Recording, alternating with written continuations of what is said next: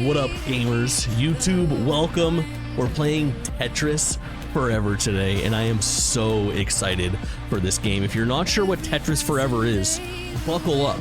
It is one part a collection of Tetris games, from the original like Game Boy Tetris, even prior to that, working versions of Tetris, all the way to new modern versions of Tetris. But it is also one part documentary and historical accounting of the story of making Tetris in all of these different versions. And Digital Eclipse is a video game developer, but they're almost more than a developer. They are, I don't know, they are a very interesting, they're a developer, okay? I'm perhaps overselling, but they do much more than your average video game developer with these collections. You might know them from the Atari 50 collection, Llamasoft, the Jeff Minter story, the Teenage Mutant Ninja Turtles Cowabunga collection as well. Tetris with hats. Oh,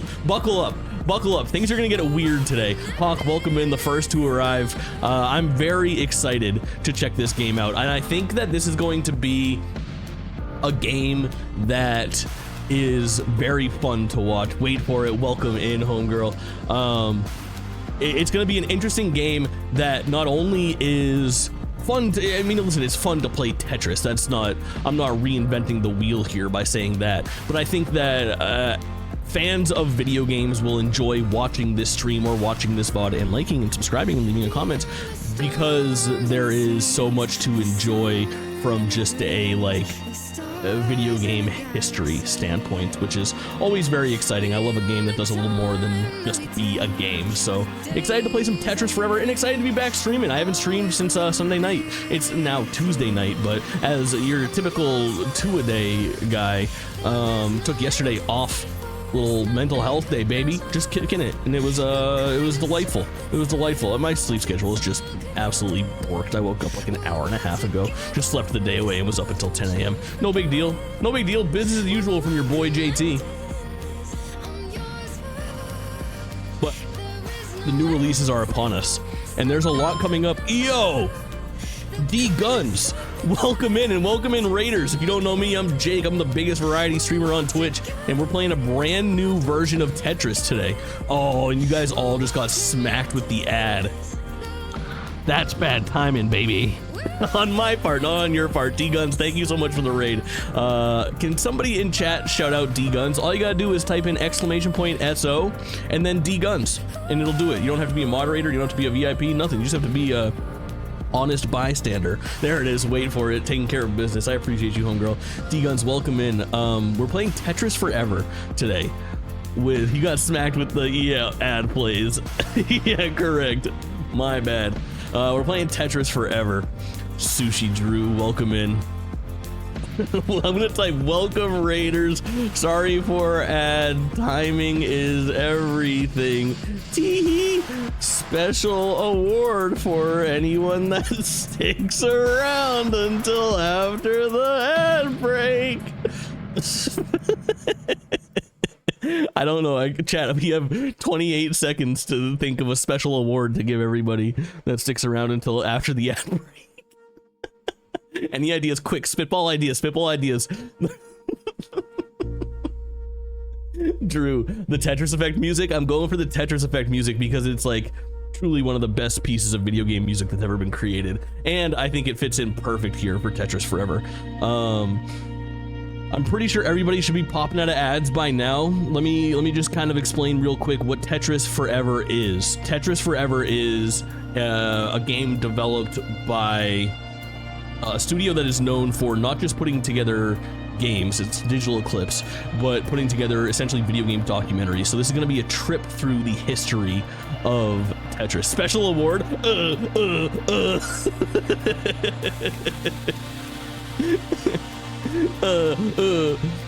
It's gonna be fucking sweet. All right, let's do it. We've been dawdling too long. Let's dig into Tetris Forever. You promised. You are now Mr. Tetris. Congratulations.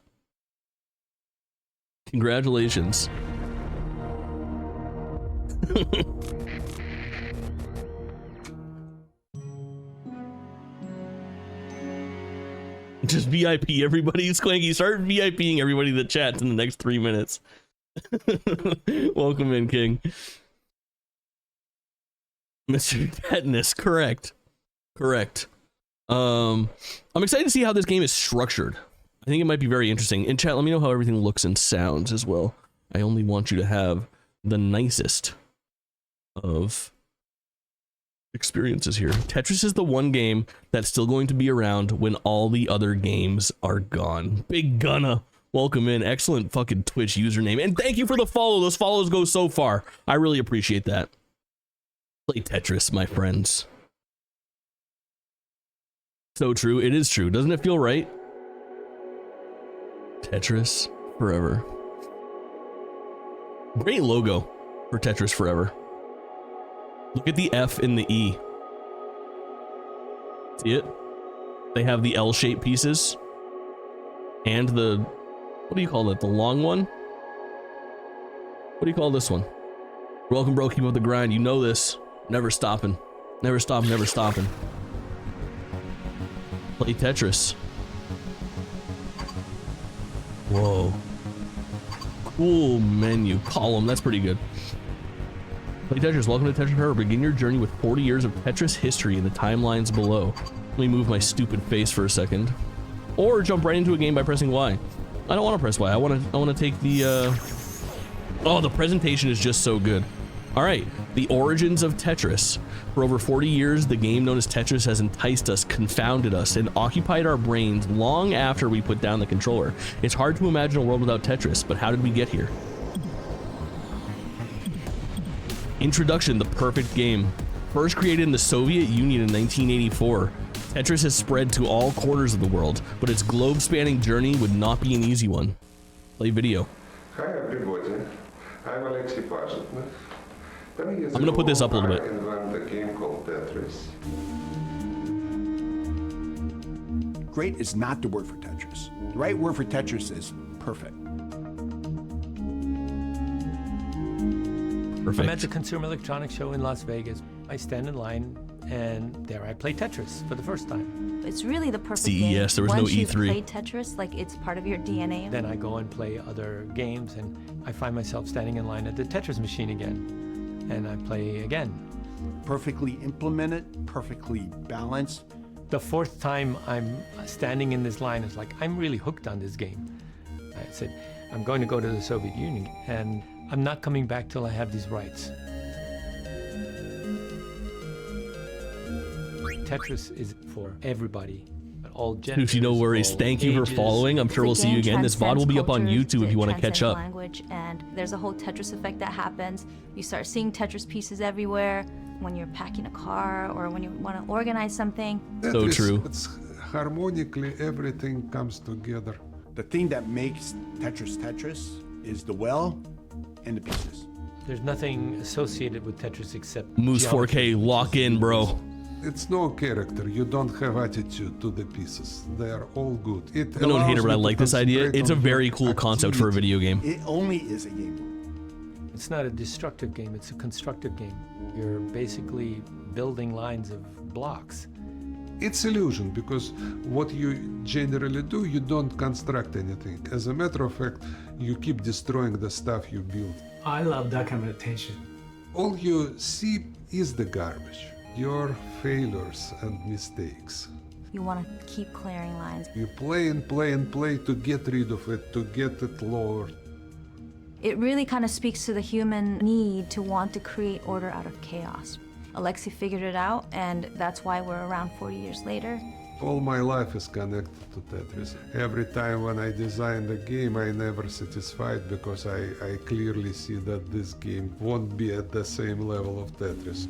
The friendship that formed between Hank Rogers and Alexei Pajitnov really ultimately brought Tetris to the rest of the world.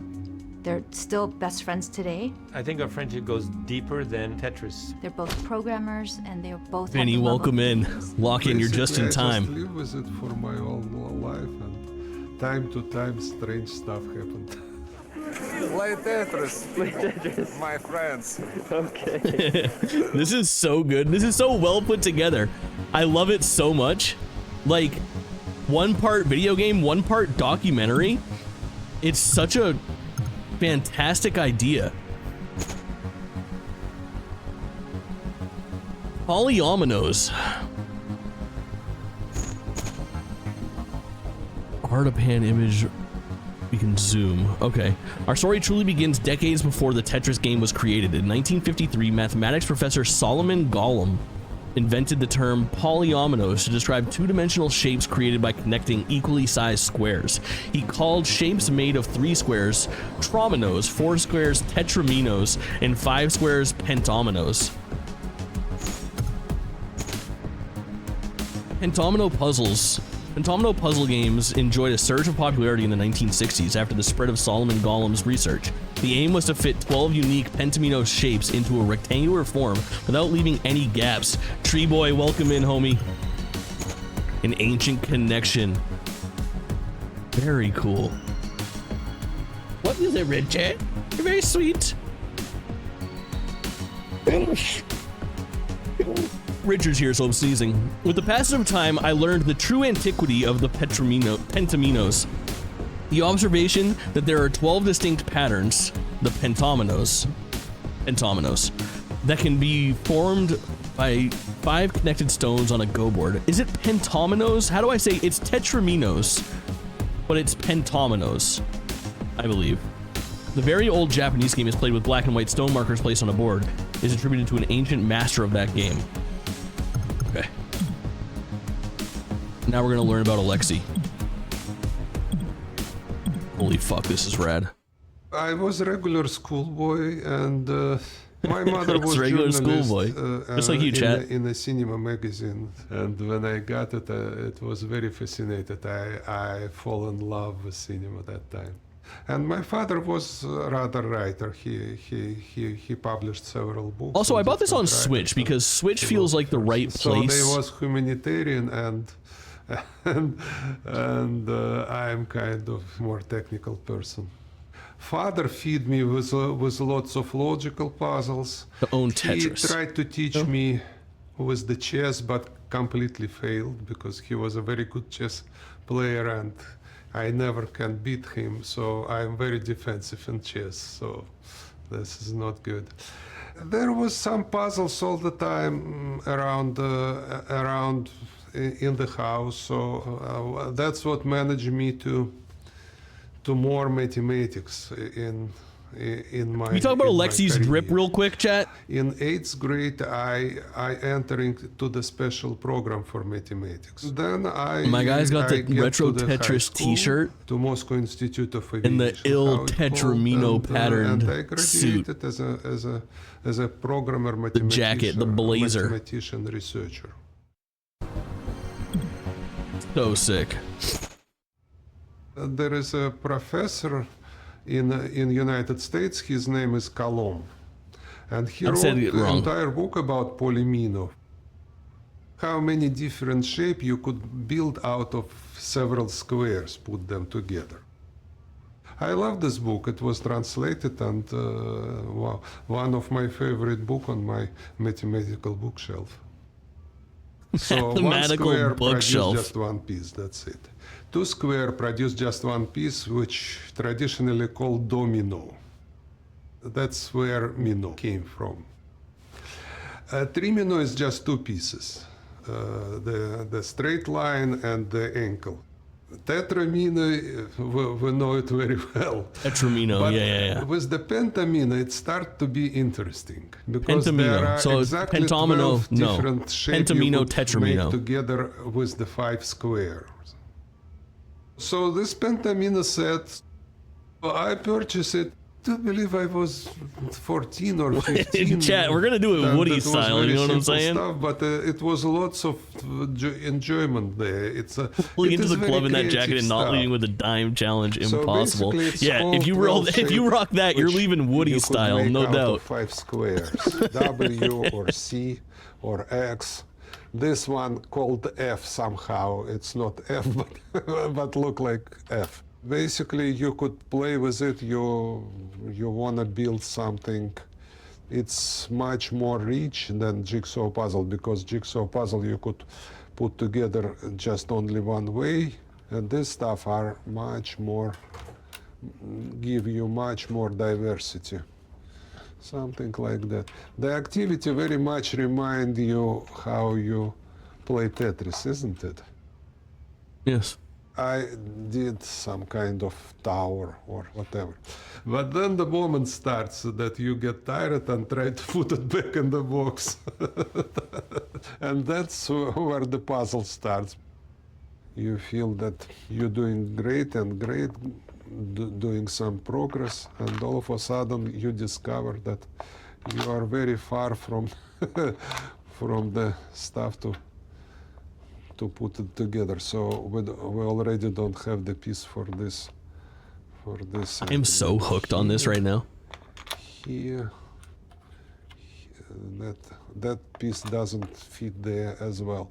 And then you start to kind of do some kind of panic movement, take away this stuff and put them together, and it didn't fit, and so on.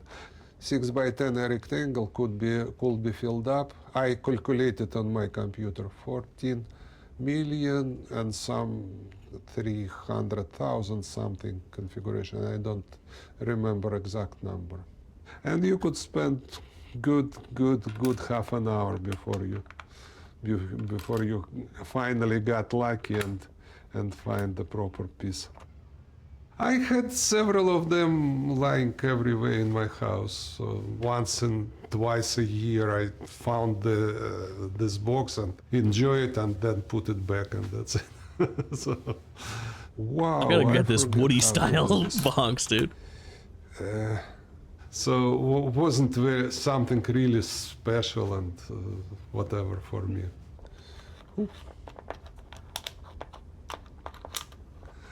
Tutu! Tadu! Is tada different in different languages? Tudu!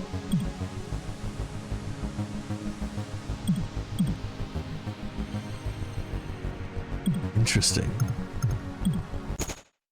I was interested in computer and computer science. I did my diploma work and my kind of course for credit works in Computer Center of Academy of Science. And I love the people, and after I graduate, then I start working there.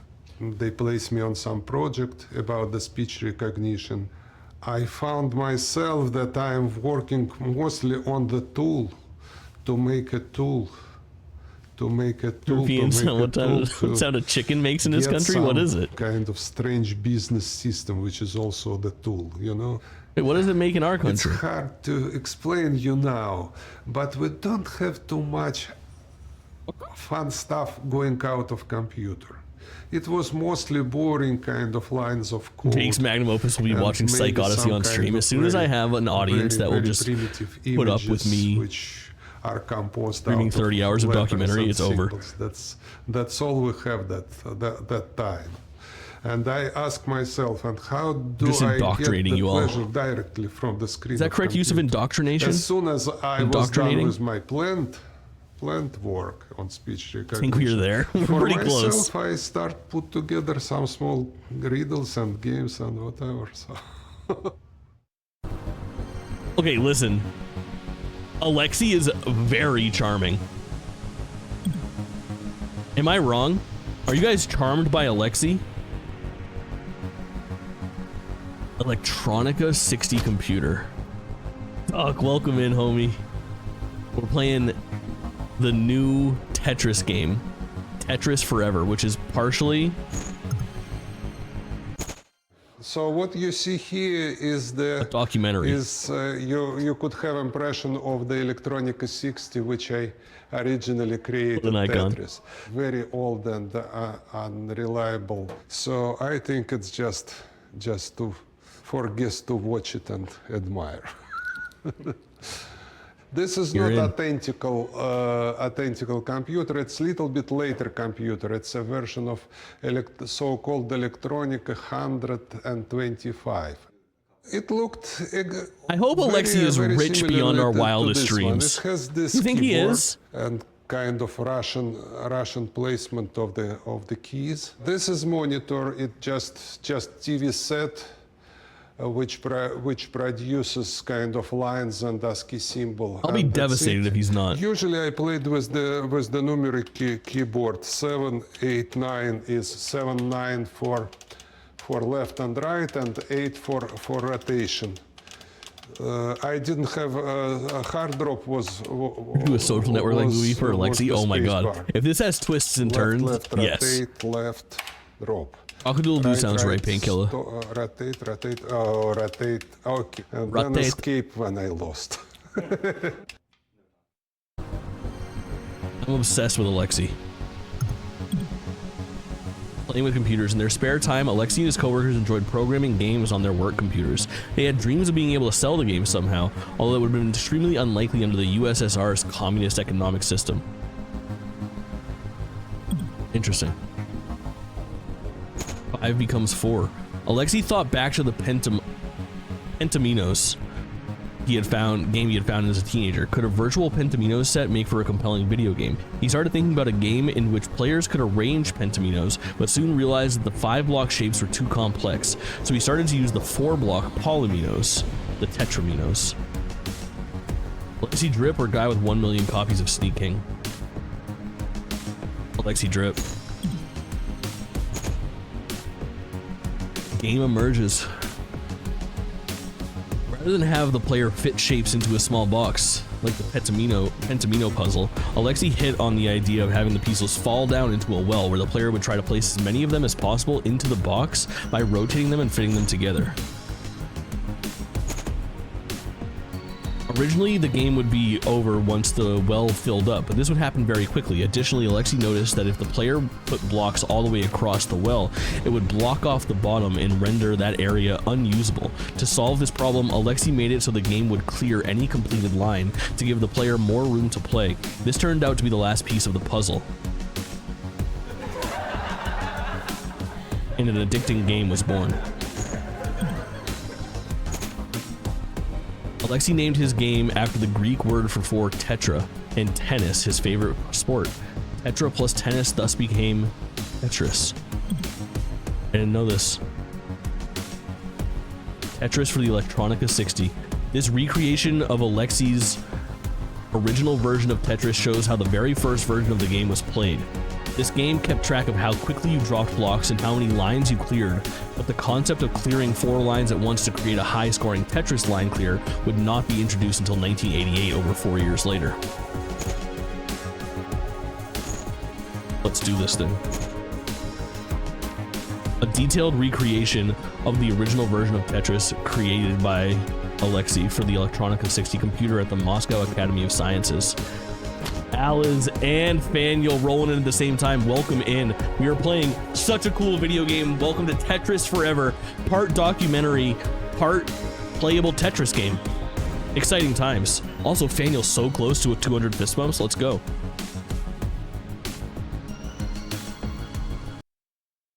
Gamer time.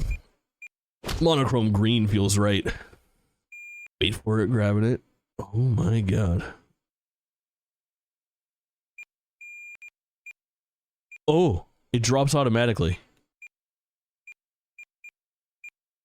Okay, bad start. I gotta go slow. I gotta go slow here and fix my little snafu. I mean, listen, the bones are there, you know?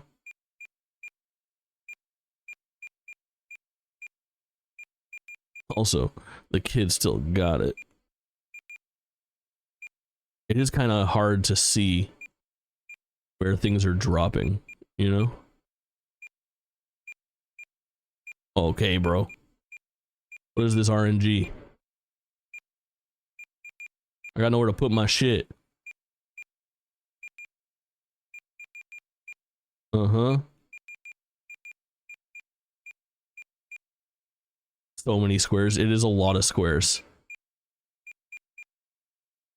It is a lot of squares. You need to 100% this so we can get Alexei's good ending. So true. Daisy Gum, welcome in, homegirl.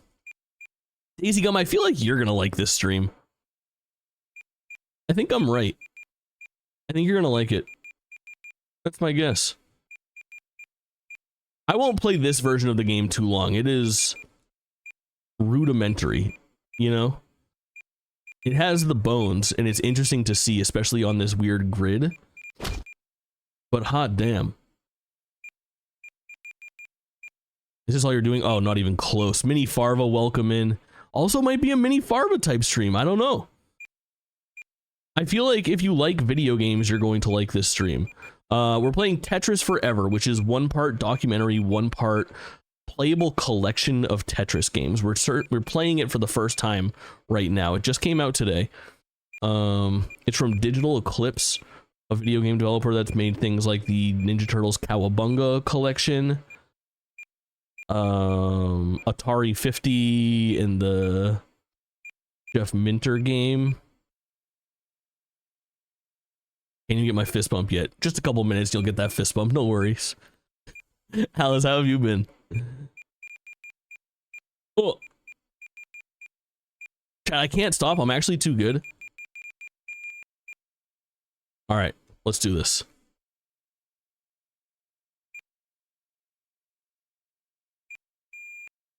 Is this better in white? Not really. Okay. We're in. Ready to quit. Okay. So this is the format of it. I've been kicking my ass, but I'm alive, and so is everyone I love, and that's enough for today. You're absolutely fucking right. It's the right way to look at it. Alright, inside the first Tetris, Alexi, our hero, our protagonist. Do you think Alexi will curse Dr. Mario? Oh, I think he's gonna hate Dr. Mario. I still play with my box of pentamines, and I'm wondering why nobody just play against each other with this stuff. And I thought that it would be very interesting to try to research it on the computer. I just started programming it.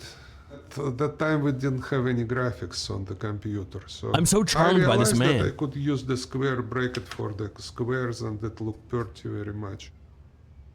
Then I start doubting, so 12 shapes is very good for when you have all of them in front of you on the table. But if they coming all the time, it's homies. Too much to remember. Bama, welcome in, homie. The newest member of the 300 Club. We know that 7 is the size of operative memory. People could remember lots of phone numbers. I decided that I should downsize it.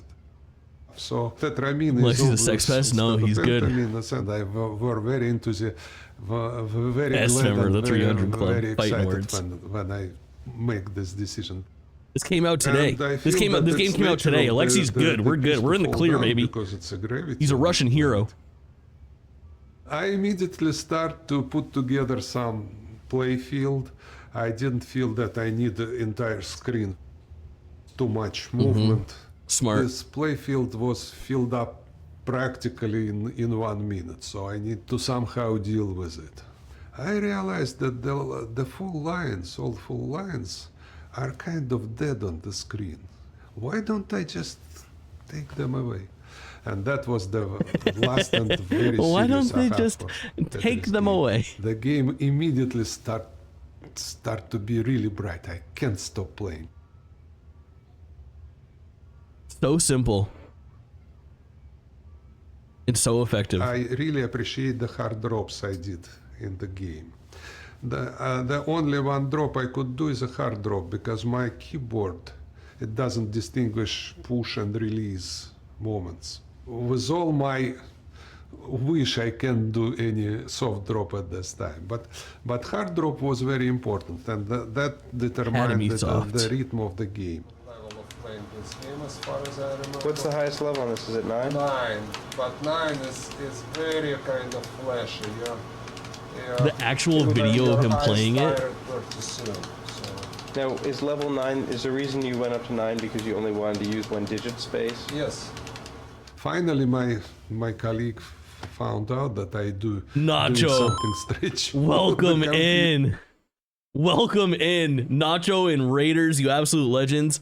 lock in. We are doing something so cool right now. We are playing the brand new Tetris Forever, which is 1 part documentary, 1 part playable collection of crazy Tetris games. We are watching Alexi, the creator of Tetris, demo the first version of Tetris right now. You guys are not late at all. We just started this thing. Welcome in, gamers. Nacho, thank you so much. Shout out Nacho, my fucking guy over there. Every time I watch Nacho stream, I just like connect with him further. I'm like, Nacho said today he's parasocially friends with me, but if I'm parasocially friends with Nacho and Nacho's parasocially friends with me, I think we're just friends, and it's only for a matter of time until we fucking put things together and fucking meet up. Me, Nacho playing video games on a couch will happen in this fucking world. It'll happen in this timeline, so lock in now, raiders and viewers. You follow Nacho viewers follow me. Let's make this all one big happy little situation. But I can't recommend enough, given a little time to what's going on here. IRL meetup when? Asking the right question. Howling Scythes, thank you so much for the follow. Too kind. Give this a couple minutes and see if it resonates with you. We love Alexi. This dude's dripped the fuck out right now, and he's just a charming Russian man. Then I put a Truly insane. small title screen, record table, and put together and released the game. And it was like a wood fire. In 2 months, every Electronica 60 had this game on it. Electronica 60. People say that my Electronica game was 60 stream when? like a drinking vodka. The word glass was very kind of associated with the drinking, and we need it for vodka, of course. And the people put the title Stakan. Stakan, which you used to drink vodka. But I insisted on Tetris all the time. And Tetris is very nice sound in Russian, at least. Tetramine is obvious object which we're dealing with in the game. So I decided it should be something kind of related to Tetris. That was a very popular game which lots of people enjoy on IBM PC called Xonix. Xonix, I like this X termination, but Tetris was too much copying from Xonix, so I put is. I think Tetris will be little bit lighter and remind it's a good me name. Of tennis, my favorite sport. And this is a good name. Like Sonics, yeah, pretty much. Sonic's Adventure. Boring. Daniel's brain is too rotted. He's only 20. You have to cut him some slack. Now what? Alexi's colleagues at the Academy of Sciences loved playing his game, but how could he let the rest of the world know about his creation? It would have been illegal for him to sell it. Alexi put those questions aside for the time being. First, he wanted to get the game off of the creaky Electronica 60 and onto IBM-compatible PCs, which were quickly becoming the global standard for home computers. At some moment, people who work on IBM PC approached me and started pushing me to port it to PC. I didn't like very much PC that time. The colors were too funky, too bright, and kind of very unserious kind of stuff. I understand that this is enjoyment stuff for kids, but my mathematical kind of spirit, it's how can you not love Alexi? I really want to work on a lot, you know. Don't watch this with your partner. You will be judged against Alexi and be found wanting. At that time, correct. It was no common device between IBM PC and Electronica 60. Floppy disks had totally Nacho, thanks again for the raid, King. So that was my excuse, I say. I don't want to type it again, forget it. One day, one of my friends from this PC department brought me the young schoolboy. He was 15 or whatever. He get the school practice. He was 15 or whatever. Center for programming. Absolutely genius guy. His name was Vadim Gerasimov. He used to work for Google last time I've heard about it. I don't know where he is now. But this young wunderkind kind of was presented to Wunderkind. me, and I say, well, basically I have this floppy disk with Tetris program in it in Pascal language. So if you could transfer it somehow, then we could do something with it on PC. He knew MS-DOS, the PC operating system of the time, very well, so he could do absolutely magical stuff there. He understood the file system, which is totally different. He make a physical reading of the disk. And in 4 or 5 days, less than a week, he invited me and showed me my Tetris game. Yo. Exactly. Spotlight with Games those. Pod. The fucking homies. Yo, shout out to the Raiders tonight. What is going on? Absolute legends. Can we get a fat shout out for Spotlight Games? I know it was Patrick and Maury holding it down over there today. Came in with the week off, but we love to see it. Welcome in, homies. We are playing Tetris Forever. And I know that y'all are absolute gamers, so you know what I'm getting down on. This is, it says 3 people, it's a solid 300 dog, 3,000 person raid from Spotlight Games. This is Tetris Forever, the newest digital Eclipse release. So you probably know like the Jeff Minter story game, Atari 50, and like Teenage Mutant Ninja Turtles Cowabunga collection. This game is 1 part documentary, 1 part playable collection of Tetris games. We just started it. It's fucking amazing so far. Chat, you like video game podcasts? Look no further than Spotlight Games Pod. Friends of the show, frequent collaborators. We love to see it. And Maury, welcome in, homie. Pinksy, good to see you. I appreciate the raid. I was really Look how dripped out Alexi is. Amazed with this. Tell me this man doesn't ooze sexuality. For me, it might take maybe months or something of work, of studying, of trying and whatever. He did everything in record time. It was absolute miracle for me. If I find a small rectangle of AK, welcome in, homie. Table This will probably be a good one to listen to, you know what I mean? We decided to make this normal 16 Hope work isn't so bad. text mode. That's the fucking homie right And there. because it's PC, it's much more international, so it's immediately alright for real, spread hell and yeah. we start to get the Any farmers for real? I applied for the evaluation sponsorship, Faniel. We'll see. from abroad as well. So everybody likes the game, and we feel good. Everybody likes the game and we feel good. Tetris for MS-DOS. All right, let's go. Dan, you're playing Farming Simulator 25. How's it stack up against the previous one, and what year was that? You just screwed up the last move. You know who's not going to screw up the last move? Your fucking boy. Watch this.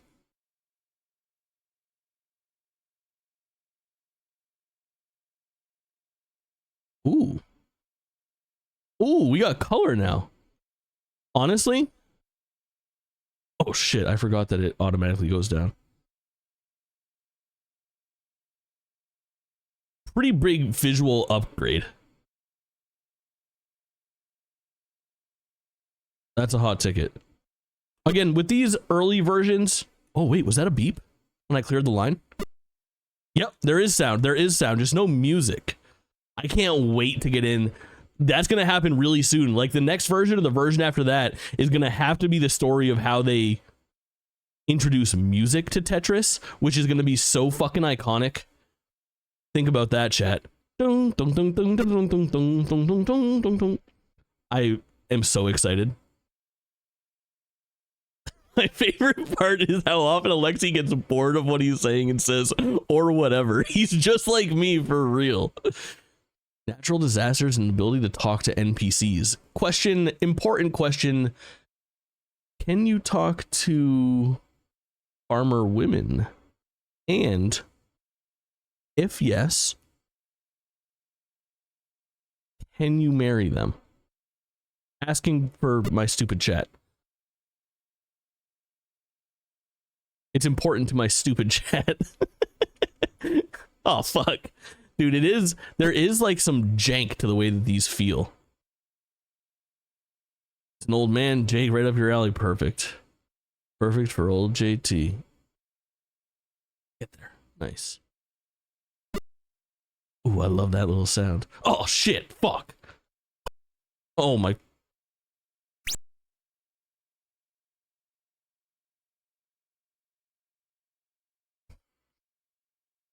Once more, no. No.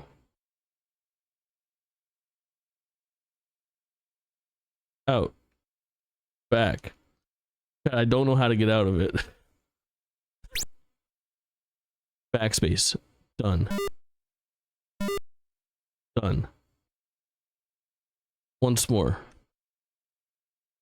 No. Zero. Oh shit.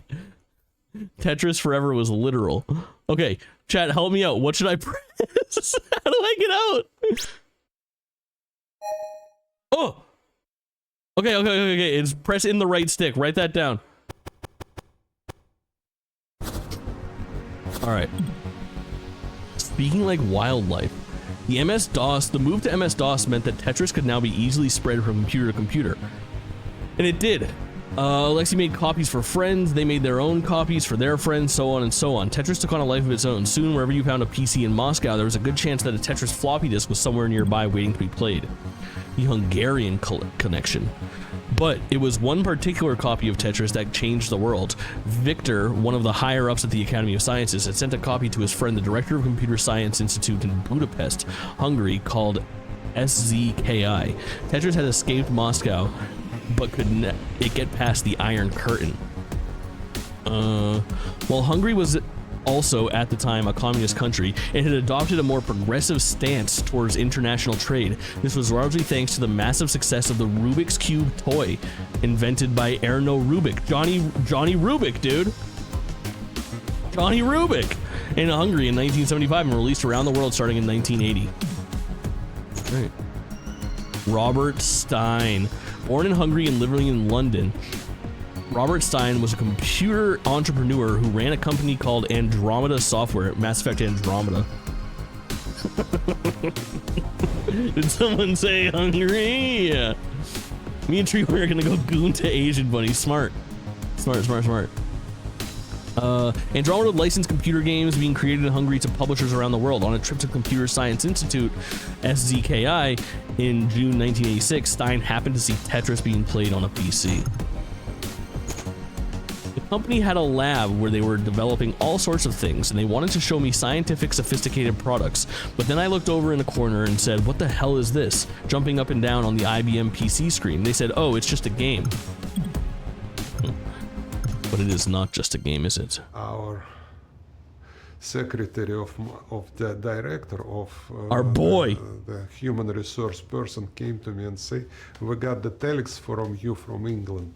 Come, take it," and responded. And that was a Robert Stein proposal to license Tetris.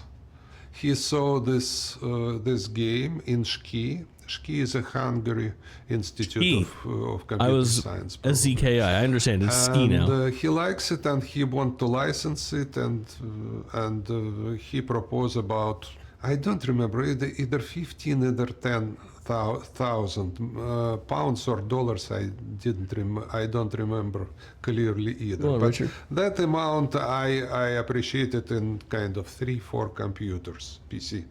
IBM PC that time. The situation was very clear. At this time, not my computer center, even Academy of Science has no right to have any business deal with somebody outside of USSR. It was like from kindergarten, every Soviet person knows that for sure. I had no doubt and very simply answer him in a proper words that gamers. I'm very glad to receive this telex. I like what you propose. I will find somebody who is authorized to make There it is, Alice got it. Sirius, what's going on? Later on, it shows that he considered my very polite reply on this as a authorization for him to get the license. That was absolutely shock for me later on. But that time I went with this telex to my deputy director, who was more authorized in the stuff. He said, okay, go ahead and find out if we could sell it and get a couple computers in the computer center. That would be great. And then I start kind of my odyssey over those different Dude, Alexei is so agencies fucking charming. in I'm obsessed Moscow. with this man. Chat, if you're just joining us, we are about to finish chapter 1 of Tetris Forever. This is 1 part documentary, 1 part playable collection of Tetris games, and 1 part endlessly fucking fascinating. This shit is so cool. Tetris breaks free. The Tetris biz. Alexei's brilliant game has been discovered, and the race was on as video game publishers around the world competed for the rights to publish this Russian marvel in their home countries. Yes, would watch an entire documentary with him. Good news. Good news about that. Hank Rogers. All right. I was born in the Netherlands. I lived in Holland. Oh no, he's hot. For 11 years and moved to Our New York second City. main character is also a Learned dope English, foreign went to hunk. Our Lady of Sorrows. Graduated #1 in my school and ended up going to the best math and science high school in New York. He reminds me of the Stuyvesant most High School. interesting man. That's where I got to touch You know what I'm talking computers about, for the first chat? time. The These Dos were the Equis guy? days of punch cards, and I would put in my punch Give card me, program yeah, wait for it's today. in. and Where's I would that get nut the emote? result, which is the printout 2 days later. That was the turnaround time. That wasn't good enough for me, so I cheated, and I There it made is. 6 copies of my program and put one in each drawer of each class. So I had a turnaround time of 4 hours, and my teacher couldn't understand how I was so fast. Silver Fox alert. Oh my god, look at it. Oh my god, chat. This guy was fucking. This guy was fucking radical. Dude, sometimes you see an older gentleman or an older woman and you're like, you know what?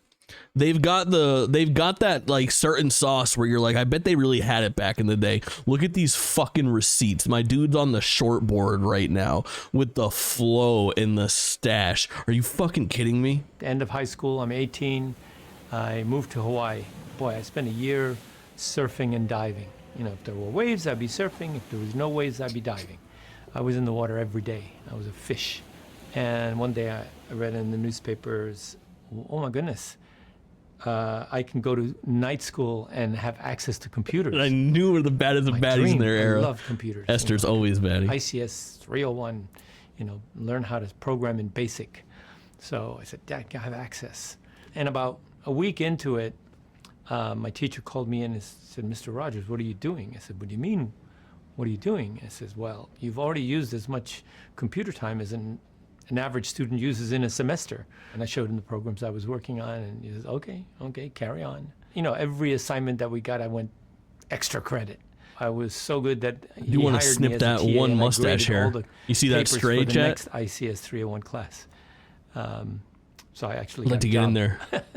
which was Little very pair of useful. scissors, little People baby ask pair me, of scissors, sharp, What did you study? but accurate. What was see your it? major? And I always say, You see it? I majored in computer science and I minored in Dungeons and Dragons. I'll get that for you. We had a organization at Campus Center called ARG, the Alternative Recreational Realities Group of Hawaii. ARG is a very good first acronym. D&D books. They were like little tiny books, and they didn't really have enough information to actually play the game. You had to make up stuff. So we had all these additional rules, and we called them ARG rules. And so that fleshed out for the dungeon masters and for the players how to play D&D. After, I don't know, I guess it was half a year, I ran out of computer classes that I could take in night school. And my teacher said, well, if you want more computer time, you're going to have to go to day school. And so I said to my teacher, well, I'm not going to take any of my core requirements. And he says, I'm not saying that you have to take your core requirements. All I'm saying is that if you want more computer time, you're going to have to go to day school. I said, okay, I'll go. So I went to day school. I took all the computer classes I could take, and I took only the classes that I was interested in. which is pretty much all the science classes. I even took religion and the meaning of existence, some history, stuff that I was interested in. At the end of 3 years, they called me in and they said, another Mr. Rogers story. Mr. Rogers, what are you doing? And I said, what do you mean? I said, well, you haven't taken any of your core requirements. And I said, well, I've already been to high school.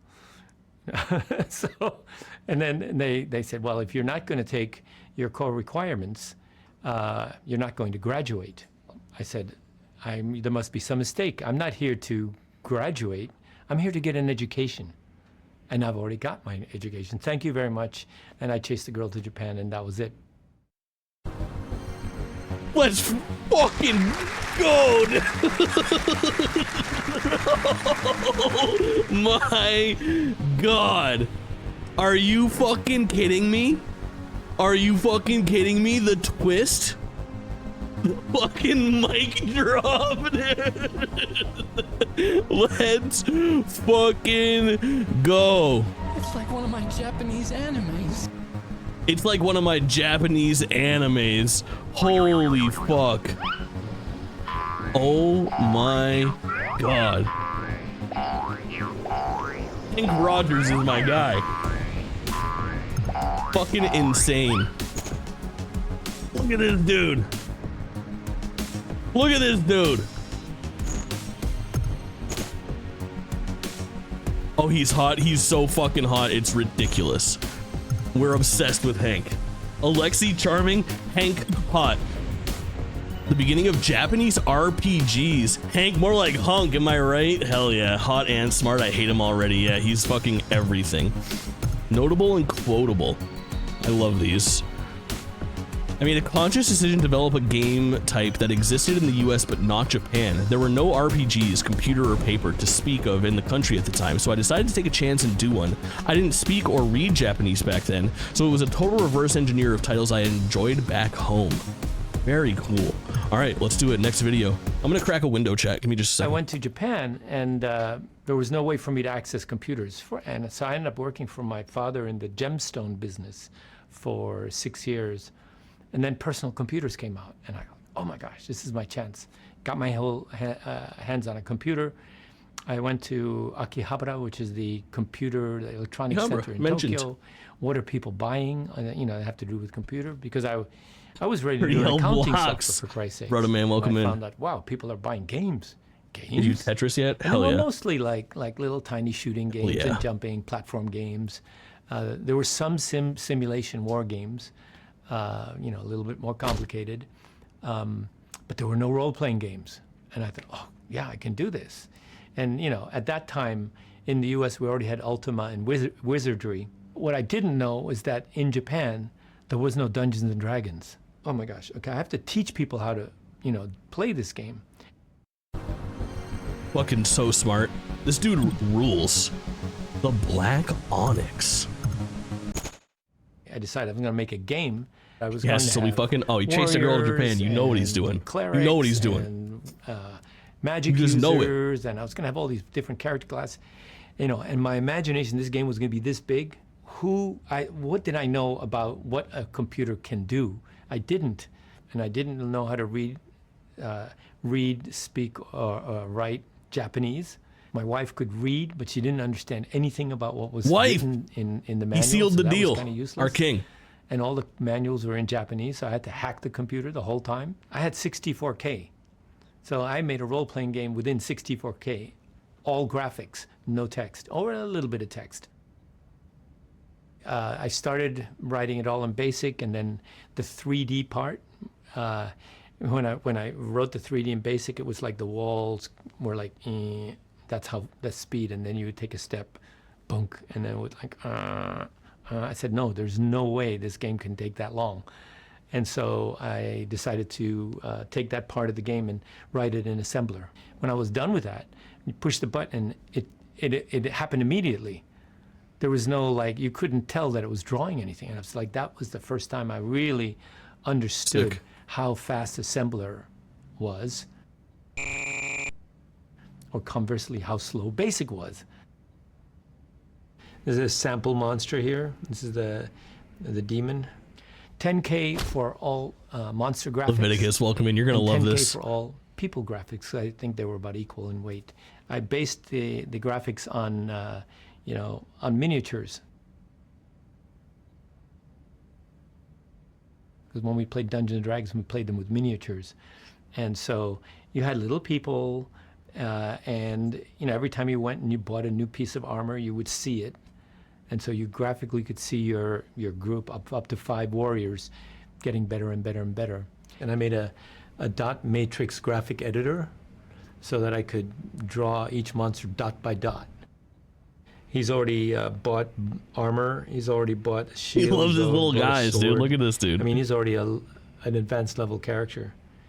The only thing that wasn't Leviticus, you're getting close to the 100 fist bumps. We love you could this. see whether you had a little bottle as a potion, but you couldn't tell how many potions you had in your bottle. It's up to 5 potions. I wanted a package that was a little bit more expensive than the other packages. All the other packages were paper. Part of the reason is my game was 7,800 yen when all the other games were 6,800 yen. And the reason for that is because I believed that my game had longer gameplay. The painting in my office was painted by Roger Dean, known for doing things like the Yes Band logo. That's his and shorty. This painting that's hanging in my office Still a baddie was the cover today. of an RPG game that Hank created called The Oh Black my. Onyx. And this was the Famicom version of the game. The painting is called Freya's Castle. And Freya actually is Roger's daughter. Or is it not his That shorty? game, it took me 9 months to build. What was her last name? And I would say that's my lifetime greatest achievement. When you think about it, like today, if somebody gave you 64K and say make a role-playing game, that would be tough. Now, I used to be in the gem business, so I knew all about The gem business. I told my dad I need, like 1,000 black onyx. The first 100 people that found the onyx and send me the secret password, which was Yggdrasil, which is the tree of life, I would send them a real black onyx. Black Onyx turned out to be the #1 game in Japan in 1984. I published it myself. My company was Bulletproof Software. And I was all of a sudden a folk hero in the computer game world in Japan. This is the coolest fucking guy that's ever existed, chat. Everyone that's just getting here, welcome in, Leviticus and Bredaman, anybody else. We're playing Tetris Forever, which is 1 part video game documentary, 1 part playable collection of Tetris games, telling us the story of how this I wrote the first came 2 to games be, for the company. and it's for my unbelievable. company. Came to the Unbelievable conclusion so that far. I couldn't do Crazy this for story. the rest of my life. Basically, writing a computer game is a full-time job. In fact, it's more than a full-time job. I was running the company, and I was making computer games. And you can't do both. I had to choose. And so I started traveling around the world, looking for games to bring to Japan. Here we are at Earl's Court. This is the 1988 Personal Computer Show. Hank, is that so far? This is Shanghai on the Sega machine. It's pretty good. Thank you. This footage is Yes, crazy. here we have Hank Rogers from BPS. Yes, he's over here breaking in Wood. and Wood. expanding the UK software market. He's expanding in many different ways, taking over the world. I hired programmers to actually take those games and move them to the Japanese computers. I'd published 2 of the first 4 Electronic Arts games. EA Archon mentioned? And Mule. They were amazing games, by the way. I published the Star Wars games. I made LucasArts. I made deals with companies all over the world. I was more nimble than the Japanese companies because generally the way it works in Japan is somebody sees a game, they bring it to Japan, and then they have all the buchos, all of the managers have to all agree, yes, this is a good game. And that takes too long. I'm the president of the company. I could make the decision. I spoke English.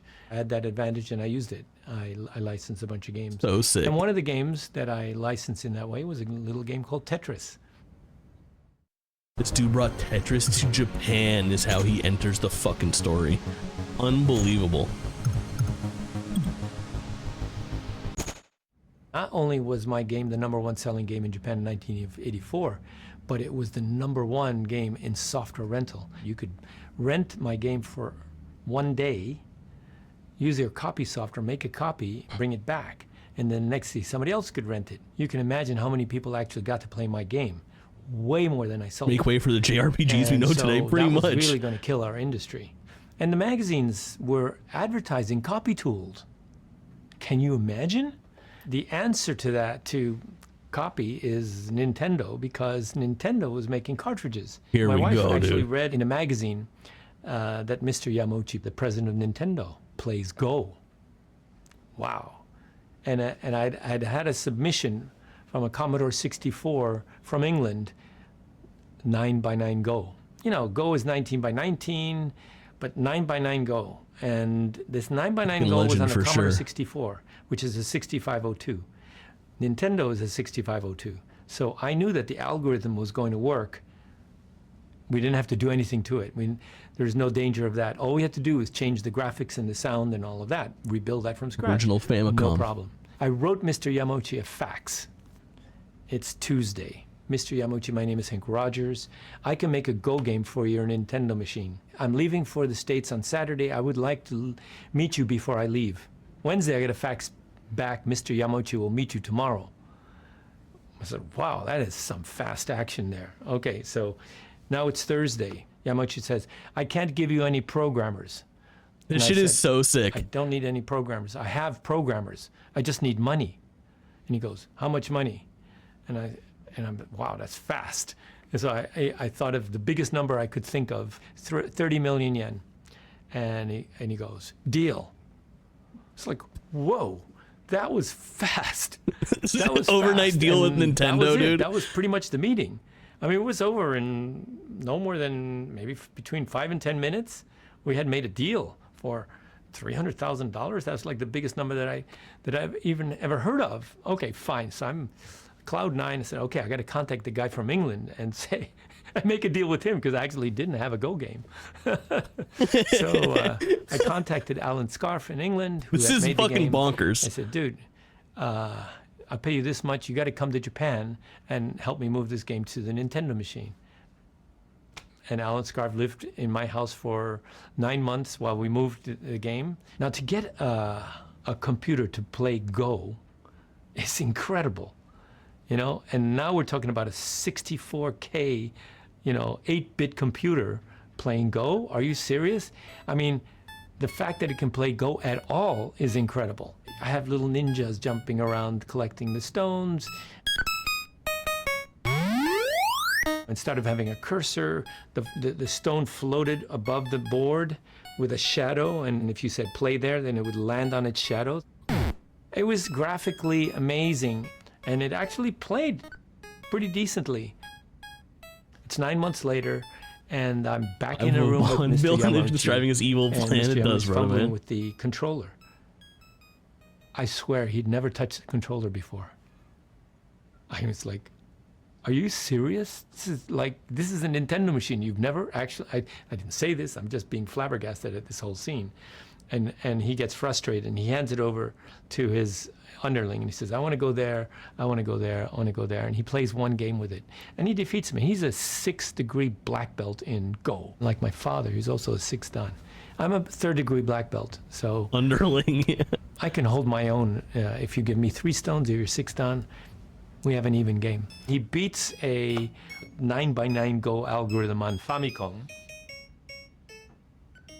And he says, it's too weak for Nintendo. I said, Mr. Yamauchi, it's a miracle that it plays Go at all. It's plenty strong for children to learn how to play Go. And he says, did you not hear what I said? I said, it's too weak for Nintendo. I had to think fast. I said, Mr. Yamauchi, it may be too weak for Nintendo, but it's strong enough for my company, BPS. Let me publish it. What about my money?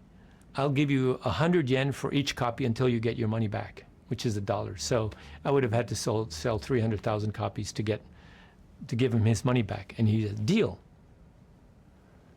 That is how I became a Nintendo publisher. Bro, this is the craziest of all of the videos that we've watched so far. Yes, What you a can publish wild it, story. It means, yes, he's given me the blessing to be a publisher. So Go was my first game. And after that, you know, I had other reasons to meet with Yamauchi. And so I would always make the appointment on a day when he had no other appointments after my meeting. And then we would play Go afterwards. And it was like the prince and the pauper, you know, because when we play Go, everybody else is gone. Normally he's got underlings that are making sure he doesn't say or do anything that he's not supposed to, whatever. But when you play Go, there's nobody in the room. First of all, nobody else in the industry played Go. Can you imagine? And those two worlds didn't collide at all. Go in Japan is not considered a game. They don't even say play Go. They say do Go. It's like doing kendo or aikido, and Go is in that class. And so we played Go, and then he would ask me questions about the business, what's going on, and so when we were actually the closest thing that he would have to being a friend with somebody. Unbelievable. Too much new toys. Welcome in. What's wrong with Paper Mario?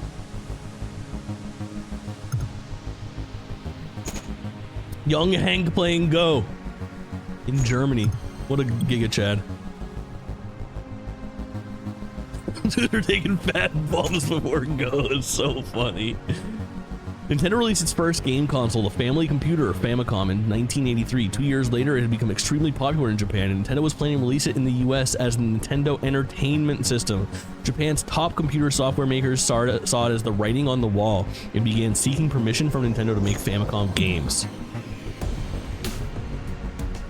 We play a game. Initially, Nintendo rebuffed BPS's attempt to produce a Go game for the Famicom, but Hank was undeterred after his wife Akemi discovered in a magazine article that Nintendo's president Hiroshi Yamauchi played Go. Hank sent a fax to Yamauchi asking, okay, we already know this.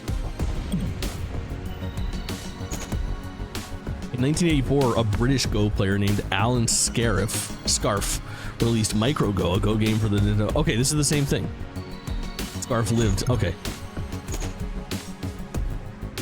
Hank with two pioneers of computer Go games. On the left is the Micro Go creator. Yep, and the right is Brew Wilcox. W. Shay, welcome in, homegirl. Too fucking kind. 250 times. That's a fucking landmark right there. 250. That's no small amount.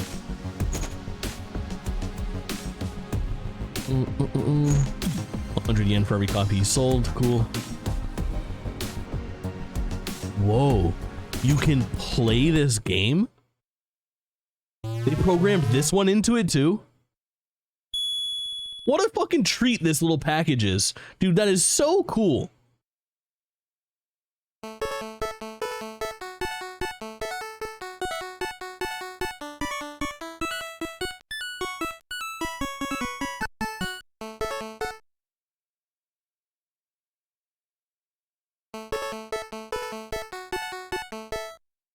I have no idea what we're doing, but it's just cool that we have the ability to do this.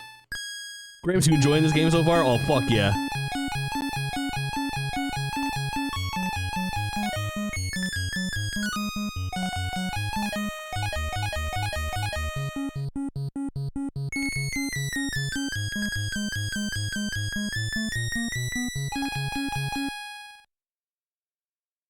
Banger.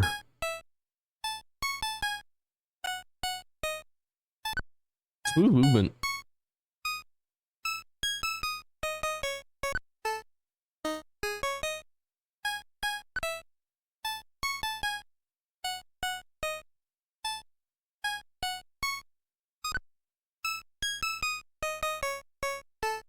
I don't know what the fuck I'm doing. I'm gonna block this dude though.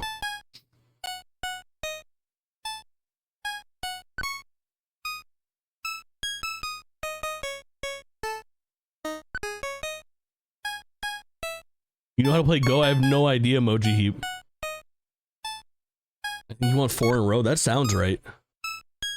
Oh, this motherfucker's plotting. Plotting and scheming. He thought he had me right there slipping. Hey, Moji Heap, do you know how? Alice?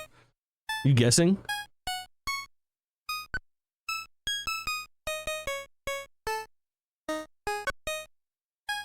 Alright, I'm going on the offensive.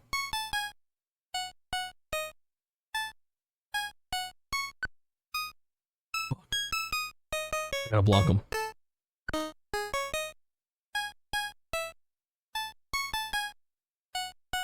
I watched an anime about it. That's so funny. Shadowfire came for Tetris and to get a cool history lesson, a little game included. What a solid package. I am over the moon at this whole setup, to be quite honest. Like, it has been so fun. The videos are so well put together and interesting. And it's one of those, like, I keep on treading around the term, like, the truth is stranger than fiction. Like, but that's not exactly it, but it's just such an interesting story. It's not that it's that strange of a story. It's that I can't believe how entertaining of a story that it is. This has been such a fantastic little package. Fantastic little package story of my... I don't know. Oh, this guy's gonna get the 4.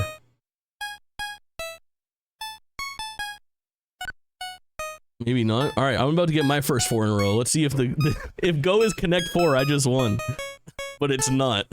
All right, let's go back to the story. Chat, if you're just joining us for the first time, if you're not sure what's going on here, I feel like I should preface this, because if you're just like tuning in, you're watching me play Go, we're playing Tetris Forever, a game developed by Digital Eclipse, who you might know from making like the Ninja Turtles Cowabunga collection, Too Much New Toys. They also did Atari 50 as well as the Jeff Minter game not too long ago, and they make these like little packages that are like 1 part documentary, 1 part collection of playable games, as you can see. So we are learning the story as well as playing the games. That is a pretty solid package, see what I'm saying? Computer opponent. Oh, look at this box art, dude. Look at this man.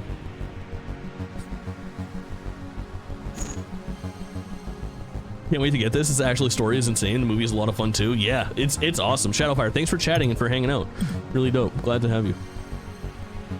Meanwhile, in London, just as Hank Rogers was releasing his Go game, Robert Stein of Andromeda Software was closing a deal to license the Tetris rights to the US game publisher Spectrum Holobyte and to the European publisher Mirrorsoft. He signed contracts with both companies, even though he had not yet secured the rights to the game from the Academy of Sciences. Okay, so this is what Alexi was talking about how he had like an enthusiastic response, which he would later find out that this Robert Stein took as like an agreement, which would come up later on, which is very interesting. So I feel like our paths are about to converge now. We have 3 kind of players or characters. We have Alexi, Robert, and Hank.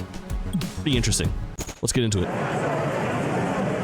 I'm at the Consumer Electronics Show. Oh my God, the world of Nintendo at CES. To bring to Japan. And the way it works is there are like hundreds of monitors from dozens of companies, all showing games. And the people are lined up to play those games, you know, for a couple of minutes to get an impression. You know, he was trying to have a Go game. He was really into Go. He had this other game he was working on called Black Onyx. But everybody was playing this game in our booth. Tetris, Hank came over to play. So I stand in line, and there I play Tetris for the first time. And, then I go and play other games. And 11 out of 10, Noah. Welcome in. I know you're going to love this. And I play again. I said, oh, okay. And I go away. And I find the 4th time I'm standing in this line is like, I'm really hooked on this game. And he sees my name on the top of the high score list. So he sits there for hours trying to knock me off the list.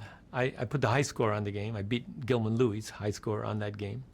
He meets up with Phil. I showed it to Hank for the first time.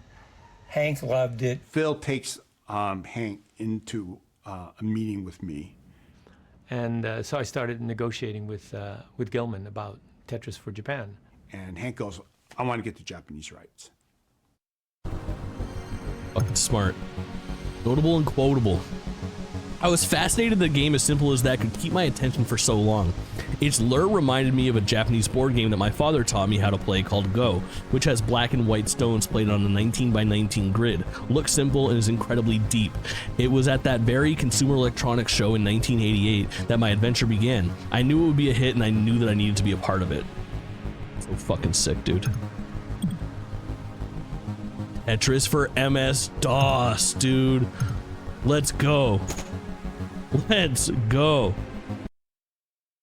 All right, so this is what they were playing at CES. The European Spectrum Holobyte. Yep.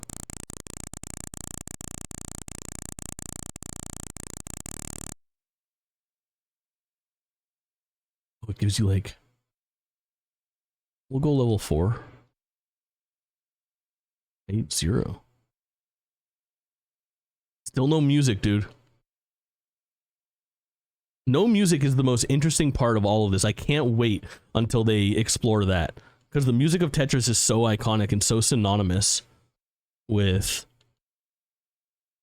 Tetris as we know it today. I'm really fucking myself right now. Dude, it's like not having the little guide. The quality of, make no mistake, the quality of life enhancements made to Tetris in the past 10 years, 15 years, have changed the way this game is played completely.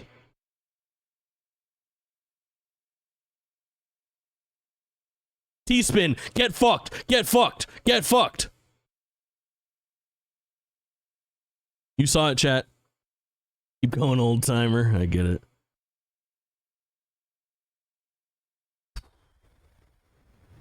All right, we're cleaning things up a little bit. I don't want to spend too much time playing these versions of Tetris, chat, if that makes sense. Like, this is cool to spice it up and see kind of what the Tetris of that time that people were playing was. Adds a little bit of flavor and context to the story. Also makes it a video game stream and not just us watching a documentary.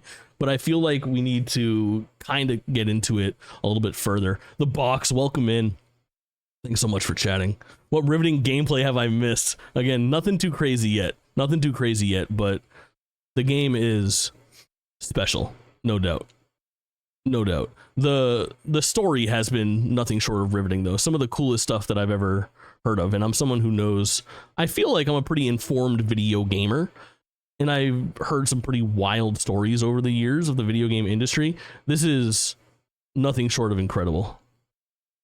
You missed the hype Go gameplay. That is extremely true. I was kind of eating on the Go gameplay. Fuck, man. Oh, baby. Hold, I'm cooking. Oh my god, that was almost our first Tetris of the stream. Get hyped. Get fucking hyped. Okay. On with the show. On with the show. On with the show. On with the show. Okay. Back over here. Russia with Love. Yes, that's when we met with Stein, Robert Stein, who had the first version of Tetris that he said he saw while he was in Hungary. And this version sucked. See if there would be an American. But it had sound. Okay. Stein made his career finding interesting products in the East, Eastern Europe, right, and bringing them to the West. A sole practitioner of licensing people's products, identifying potential talent. I think that was an important function at that time, given the fact that it was really hard to go to a place like the Soviet Union. What was interesting was Robert Stein had shot this game to a few other publishers. One of them was to Broderbund. I thought, we wouldn't have said this at the time because they didn't exist, but it was more of a handheld kind of game. Mr. Serial Girl. A lightweight game. I didn't feel like it had the heft to be a PC game. I also thought it looked a little messy. It was a story that I heard about where it came from and through whom, but I was dealing with over the Nintendo versions. I don't think so. Maybe though. Conquer, welcome in. And I wasn't. I think we're getting the whole story here of its provenance. There was a producer at that time, Brad Frager. It's kind of a contract producer, and Brad was saying, "Hey, I just saw this great game called Tetris that Robert Stein is showing around. You should really, really publish it." Then I got a call from Microsoft, from Jim McConaughey. Jim goes, "Hey, Stein is coming to the States. He dropped off this game. We can't stop playing it. Like, we cannot stop playing it." Jim McConaughey, who was the CEO for Microsoft, said, "I've got something to show you." And he showed me Tetris. I played it for a little bit, just couldn't quit playing it. Jim says, "Hey, I'm dealing with Robert Stein. He has the rights to it." Phil was in the meeting, myself was in the meeting, and Stein was in the meeting. I said, "I like the game a lot, but I want to make a lot of changes. Right? I want to change the graphics. I want to change the scoring mechanisms, the controls. I want to tweak with it. Can I talk to the programmers?" And he goes, "You can't talk to the programmers." I go, like, I can't talk to the programmers. Why can't I talk to the programmers? If you're licensing somebody's product, I need to be able to talk to the programmers. And he goes, well, the programmers are not in Hungary. They're in the Soviet Union. Soviet Union? I turned to Phil. I said, put it in a red box. We wanted to push it as the first product out of Russia. Fucking and we came bonkers. up with a marketing concept and the Saint Bastille as the box and the spelling of Tetris using the Russian symbol and letters. So his marketing brain starts rolling. My marketing brain starts rolling. So we do the deal. We signed the deal, but unbeknownst to us, is it was signed in with Academy Soft, and eventually Elorg Programma took it over in Russia, and that's how some of the rights got convoluted later. We spent months trying to get that thing tuned so that it felt right through that progression till you got into that sweet spot of the gameplay, because that was a key part of the magic of the game, right? We even put a thing called the boss key, because people were playing this thing at work. So we had so that if you press a key, a spreadsheet, a fake VisiCalc sheet would show up, because people, once you started playing, they couldn't stop playing. We had to get people to pick up the game. So we had to tell a story. You know, we really try to play up this kind of glasnost environment. Hey, this is the game that Russia will use to invade America, right? Through addiction. We were trying to put together a story that would get people sucked into the game. But once you got into the game took care of the rest. And yeah, we tweaked it, we tuned it, but the core of the game was always there. It was there way before we touched the product. And I give all the credit to the original Russian team. We finally got the PC version from Spectrum Holobyte. And when we put it on PC... Alexi's back, our drip lord. We got... Let's go. Look at this drip chat. Both of us, me and Belikov, we became pale. There's a 16-year-old German pilot that landed a plane in Red Square, and we put that into the introduction. Pulling a banner that says play Tetris, right across the screen. That was very big political scandal at this time around this. The most charming man in the entire documentary is Alexei, for sure. Again, we're trying to get the game positioned so that when they think about the Soviet Union, they'll think about Tetris. When they think about Tetris, they'll think about the Soviet Union. Stein goes, you need to change that. We immediately kind of contact them and say it's absolutely unacceptable. So we pulled it out. No problem. Let me in. Welcome in. 50 months. Can I get some W's in the chat for that type of support? Lemmy's been subscribing to me since I was a bad streamer. I wasn't always good. I wasn't always this ray of sunshine that you see here. The freeze frame is pretty crazy. Lemmy, thanks so much for being here since the start. Since the start. What an absolute icon. Since yesterday, get fucked. Hell yes, Lemmy. Hope you're doing well. Hope you're feeling better. I know you weren't feeling so hot last week. An absolute fucking icon of the stream and one of the only permanent VIPs on this channel because she's changed it in such ways. W. Massive fucking W. Lemmy, we're playing Tetris Forever. Remember back to the OG apartment and background? Me too. Insane. Jake Twitchin 1.0. We're on Jake Twitchin like 4.0 right now. Insane. But we're playing Tetris Forever, which is 1 part documentary, 1 part playable collection of Tetris games. It's just a 10 out of 10. This is the inventor of Tetris, Alexei. And just look at the swag exuding from this man. We will take it away. Launch your cyberpunk character for us. He does that a lot.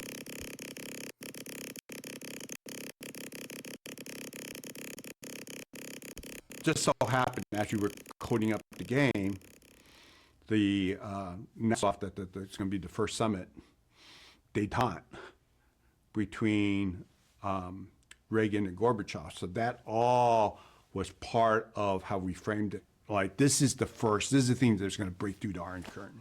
We hired a Gorbachev and a Reagan look-alike. And we started producing ads, a USA Today style ad that says, you know, what's really happening behind these secret meetings, you know, and they had them two playing Tetris. And it was picked up by everybody. we really went all out. TV, fucking Stoli vodka, media, dude, crazy. The whole perestroika. So Tetris was actually launched with the story from the New York Times as the first game from the Soviet Union. And it won Game of the Year at the SBA Awards for 1988. Look at the SBAs. At the Game Awards. Soviet challenge revealed.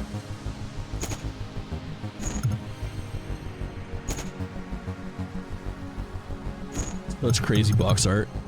This is such an awesome fucking package, bro. The situation was very clear. Not my computer center, even Academy of Science has no right to have any business deal with somebody outside of USSR. It was very special agency of Ministry of Foreign Affairs who was authorized to sign some kind of business deals with any other outside entity. My fucking guy, Control comes through with the sub. All right, chat, look at you guys coming through with the subs. First we have Lemmy, and then we have Control. 2 subs in 2 minutes. Can I get some more W's, please? Control, thank you so much for the support. You came in, you clicked with the squad. Absolute instant member of Step Chat. Love having you around. Thank you so much for letting me hold the primer. I'll take good care of it. You absolute fucking legend. Gonna need to see some more W's.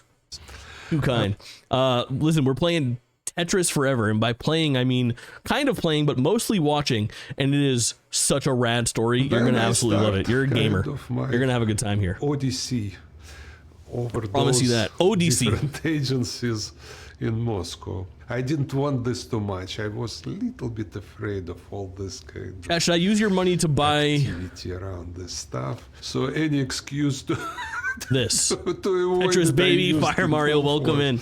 But, Should I buy this as drip? I need a soon as Tetris I jacket, have this a telex, sport I coat. need to do something with it. And I did several agency, and all of them kind of say no, we don't deal with software, we don't know how to do this. It's not our main job, and the deal is too small or whatever. Fine.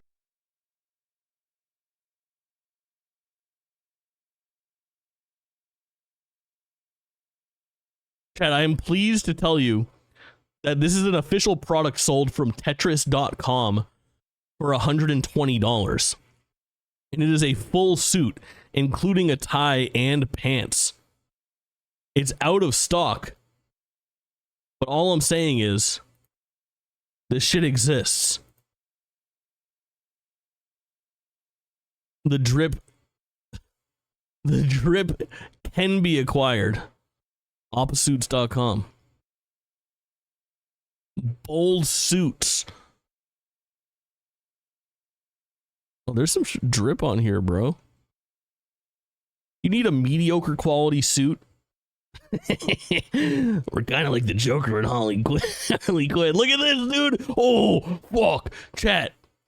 Me pulling up to pick up your girl. The ultimate birth control. You don't watch the Tetris movie. I haven't. Maybe we can stream it. Holy shit. I would have bullied you. You would have tried, dude. Picking up Rouge is so funny. All right. Finally, I got Onyx suit is hot. See what I'm saying? guy in Ilorg. His last name was Alexeyenko. Sasha Alexeyenko, Alexander Alexeyenko, yeah. He likes programming and he likes us programmers, and that was a very big hope for my little game. So I prepare some kind of paper for agreement between Computer Center and Delorg. My deputy director just signed it without reading. 3 or 4 months, I didn't heard anything. I'm so happy just existing. I'm telling you, it's what that suit does to you. All of a sudden, he called me and say, "Yeah, well, I met Robert Stein. He considered your reply as an agreement." I say, "Come on, how could it be? It looks like he get this deal as is, and he is sub-licensed it already, and the game is about to come out. We can't do anything like that. So the only thing we could do is just to sign the agreement with them and let them do it. Bizarre. So we don't have, we cannot bargain with him already because he consider this telex reply as a general agreement. That was it. Somehow it happens and stopped. And I never heard about the game, about anything for another kind of maybe 3 or 4 months. But at this time, the new person came to the scene, Mr. Belikov, Nikolai Evgenievich Belikov came on board. He became the chief of my Have you met Belikov yet? previous friend. We discussed the strategy, we discussed what we could do. We decided we never give up the other platforms and whatever. So we was all in agreement about this stuff. Interesting. Enters with the Apple II. Let's give it a go. Apple II. Should we have music at this point? Tetris was invented. All right, it's the same message. Let's get in there. Very similar interface. This is definitely a port job. Ooh! There's a fair amount of differences here. What the fuck are you? What are you doing? What are you? You're not a... That's an affront to God. I don't like seeing this piece at all. You're not a Tetris piece. What are you doing here? What the fuck is that?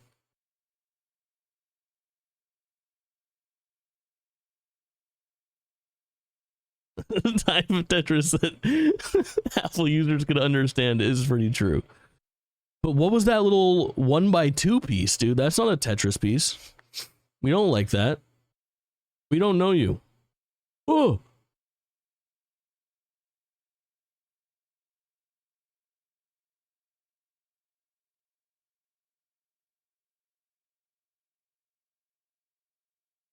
Dude, why are the pieces like they don't match up? Is this a 1x3? It's like they look different sizes as I drop them. What the fuck is going on with the gap there? God, this is easily the worst version of Tetris that I've ever fucking played. Oh! Oh! Why is it this way? This Tetris should not be. I hate this. I'm telling you. There's something terribly wrong. Who did this to us? I think it's neat. No, chat. You're not allowed to like this version of Tetris. All right, I thought the piece that was like 1x2 was wrong. Oh my god, it's the gaps. Dude, the gaps are killing me. They're killing me. You're hurting me.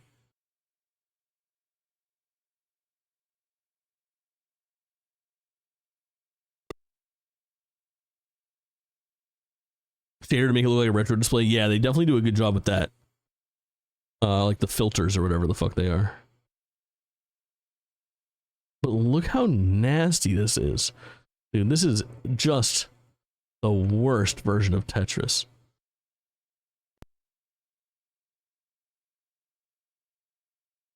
I think I thought that this was a 1x2 piece, but it's actually a 2x2. Dude, it's like hard to tell if the pieces are gonna fucking fit. It sucks so hard.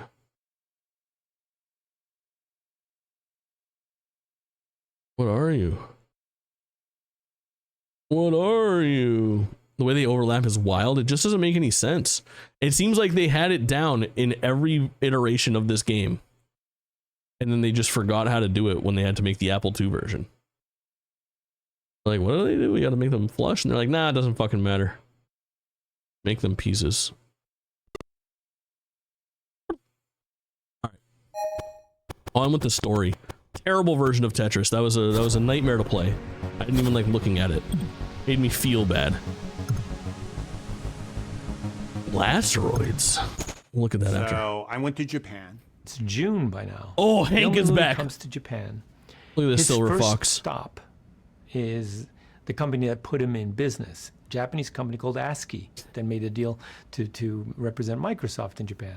I had a good relationship with Everyone post their favorite Microsoft Japan. ASCII images in chat. Don't. Because they kind of Don't. gave me my start, giving me contracts. Playing OG Fortnite when it drops? Yeah, for sure. For the MSX back time, it was a Japanese computer. That was their relationship. So Which guy's the main character in the movie? Haven't watched it. And they were the biggest We company. might in watch it Japan next at that week. time. I showed it to them, but they were The Askers in they chat? were not that interested. I'm asking right now. ASCII passed on Tetris in 1988 because they said Tetris was too retro.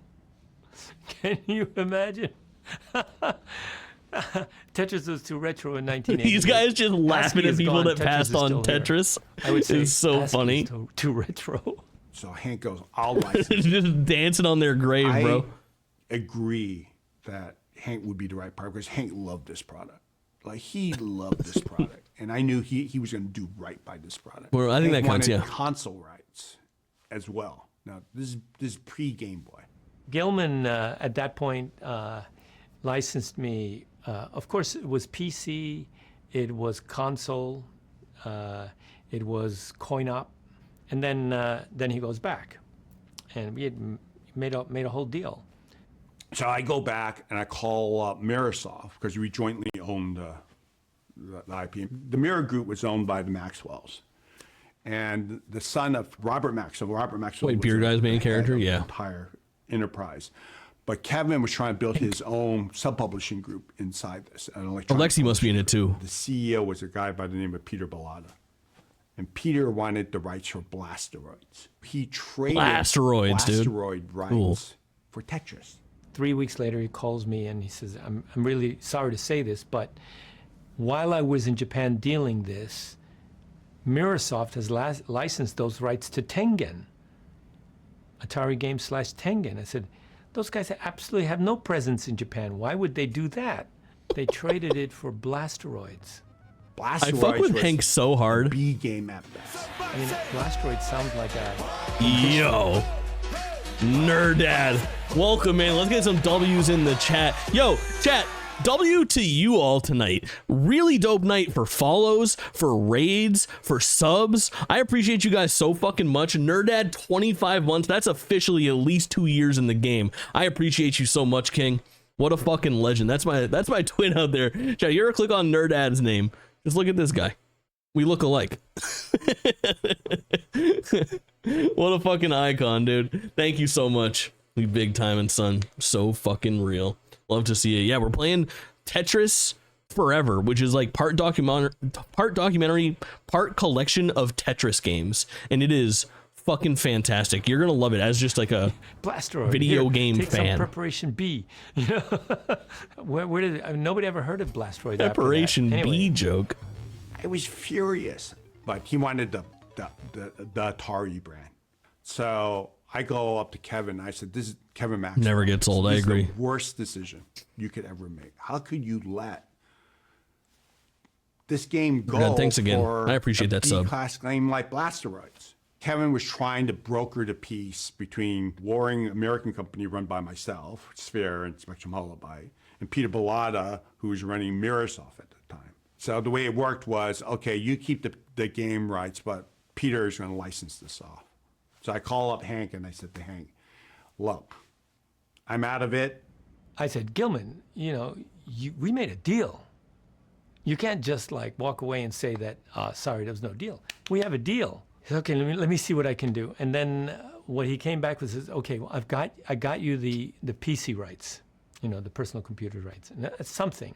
My parent company has ruled that they're going to go with the Brits. The Brits have licensing it to Atari or Tengen, right? You need to go talk to them. Hank with an E, yeah. Hank. Rights. This shit is fucking wild, dude. Blasteroid seems cool.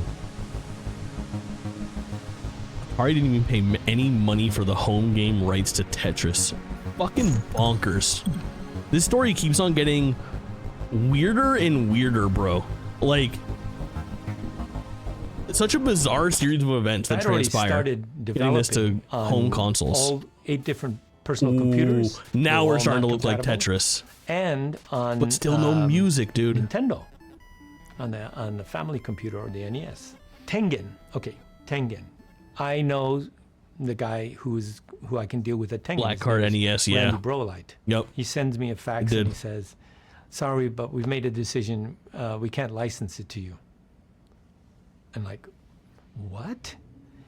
And Atari Games was owned.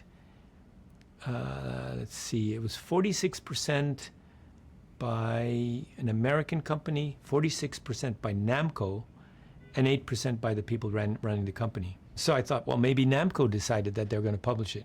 But Namco had a policy, they never published anybody else's software. They only ever published their own games.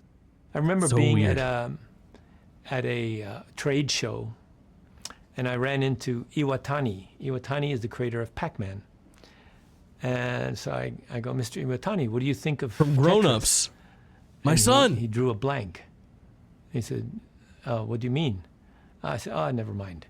Not Grown Ups. What movie is that? If Namco Pixels? was going to be publishing Tetris, and if they were looking at it, he would know. And so the fact that he didn't know meant that Namco had no eyes on Tetris. I said to my team, "Look, I'm getting on a plane. I'm going to there in San Jose. I'm going to San Francisco. I'm not coming back till I have these rights. I got a meeting." Fucking Giga Chad, dude. Remember the table with Van Elderen, Nakajima, Randy Brolite, and I was explaining that I had already made a lot of progress on Tetris, and it took me 10 days. You know, I remember having sushi with the president of Atari Games, Nakajima, and on a napkin we made a deal. That's how I end up being able to publish Tetris in Japan. So Holy fuck. I thought. Cliffhanger, dude. No, I thought.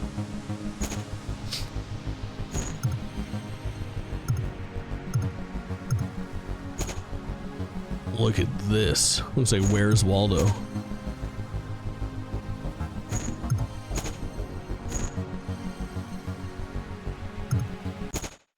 That story ever in a video game. Here today for the grand showing. That story about a video game ever. Original Tetris as Alexi programmed it. Look at look at young Alexi. 60. And Alexi came up with the idea to program Tetris, and he thought about And it Hank in the for same room. 10 days and programmed it for about 4 days.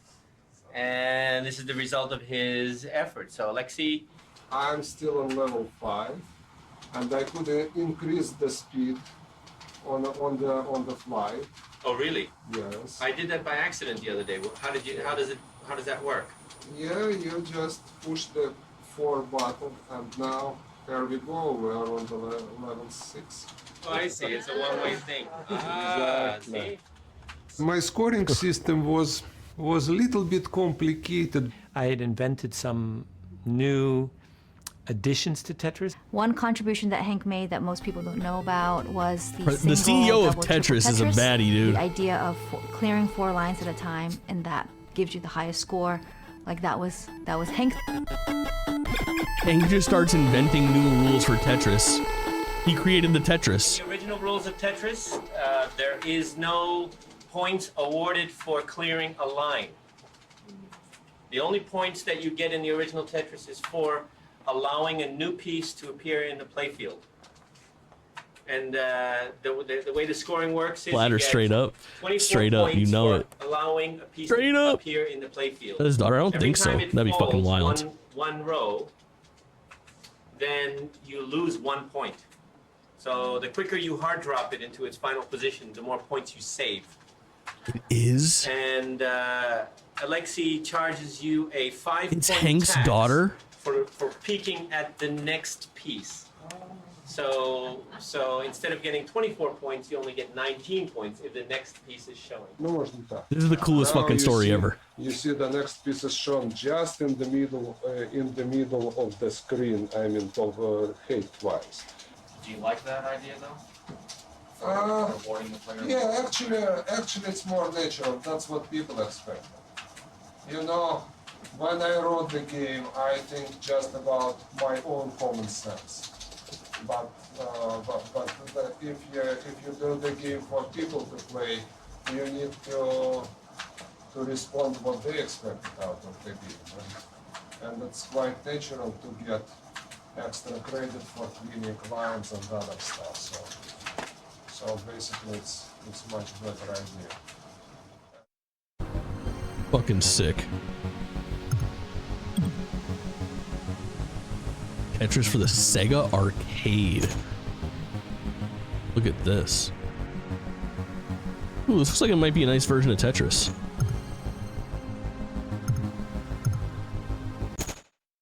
I used to play Tetris in arcade. Producer of Tetris Effect. Arcade.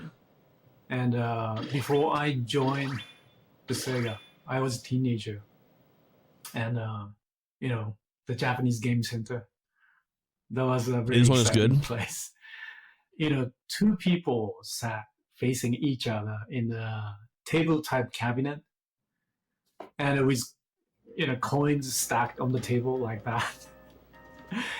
And I wasn't a good player, but I watched the super plays, you know, by the great players, many great players in Japan. And there was always a huge crowd around the Tetris table. Tetris was like very two-player Tetris already? Type of game. Ooh, I love the color of those shapes. This starts feeling like really modern Tetris in some ways. Very high tension, and everybody watching just blocks. I think Tetris is the first game, you know, it's very great to watch. Yeah, Tetris is very minimal, simple game. No decoration, just, you know, very simple patterns of shapes. Cog, what's going on? Everybody go into a deep dive into the zone states kind of feel. Tetris World Record one day. I'd be very into that. Be very into it. Tetris for the Famicom. Let's fucking go. 'Tis the season for Tetris. Look at this. This is cool as hell. Yeah, that would be great. The family game.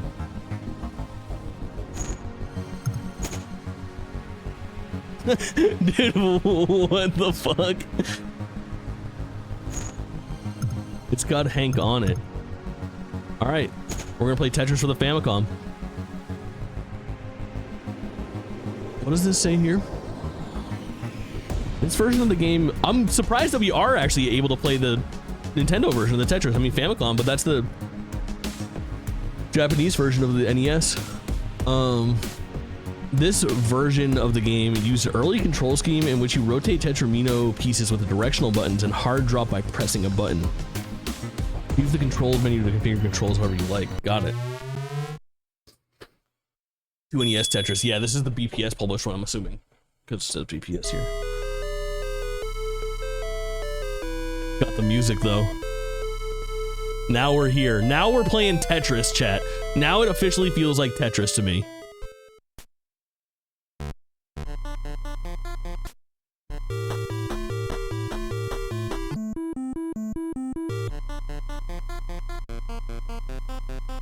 Nostalgia. Exactly, Ark. Woo!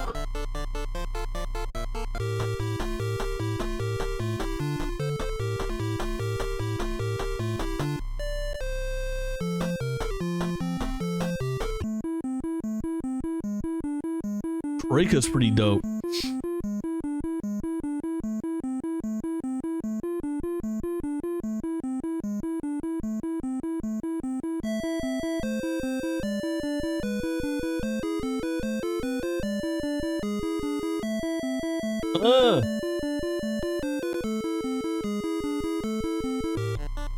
We're gonna go Technotris, yeah.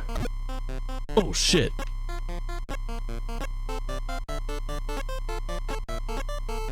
How do I fucking rotate? Oh shit.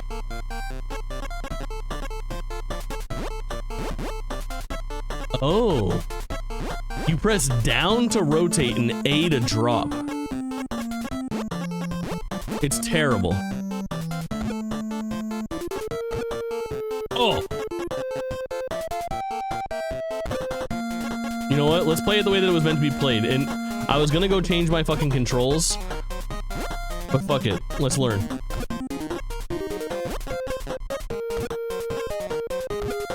Shit!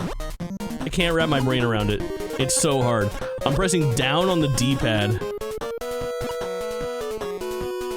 And then A to drop. And it feels innately terrible. Fuck, shit!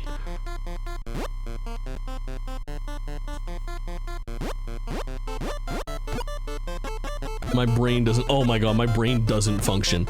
My actual brain is broken, chat, so you gotta understand, it's hard.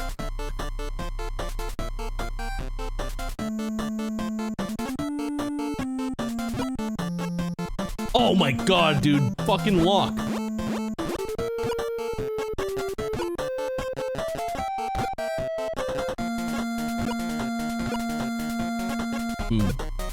Brain broken. Oh my god, it's our first line clear. It is the most counterintuitive thing that I've ever done, though, to control the game like this.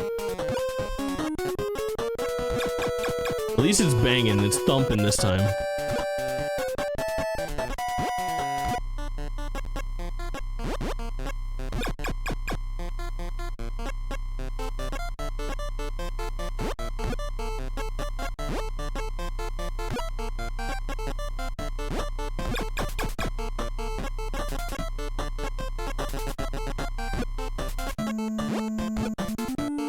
Absolutely fucking thumping shit. Fuck.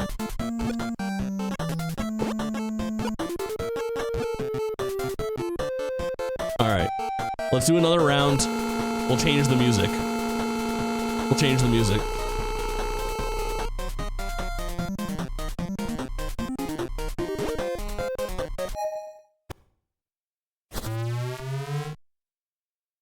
Great startup, too. This is cool. What an awesome video game.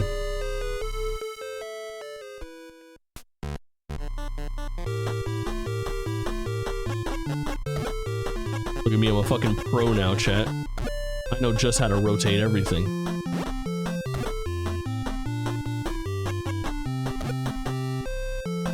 Alright, I can't fast drop it. We just gotta sit here.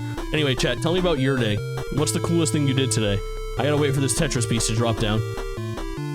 There's no way to make it go faster. Go, chat, tell me now. Now's your chance. Tell me about your fondest Tetris memory. Farming Sim 25, that's about it. Nothing wrong with that. Good way to do it. Made a new point redeem today. What is it? Kill the dude. W. Did he deserve it? Played Mario? Which Mario?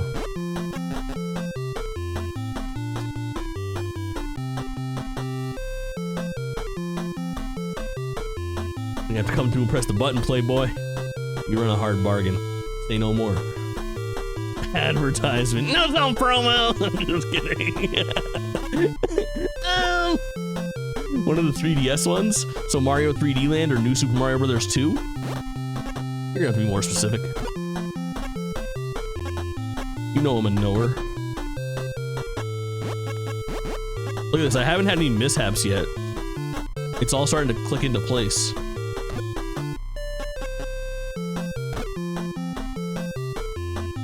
Dragon Quest 3 has voice acting. No shit. Oh, fuck. I fucked up, dude. I got so excited about Dragon Quest 3. Speaking of that, check this out. Look what we got going on this week.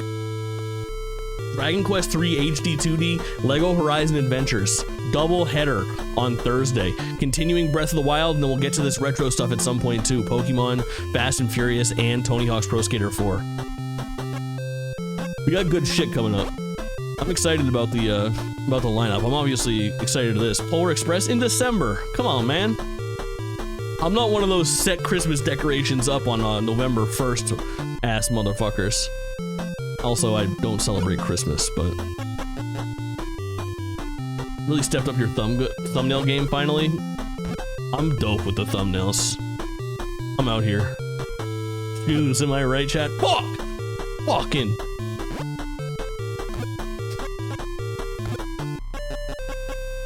Soul Silver hype? Yes, sir. My favorite Pokemon game, probably. Fire Red or Soul Silver, I don't know.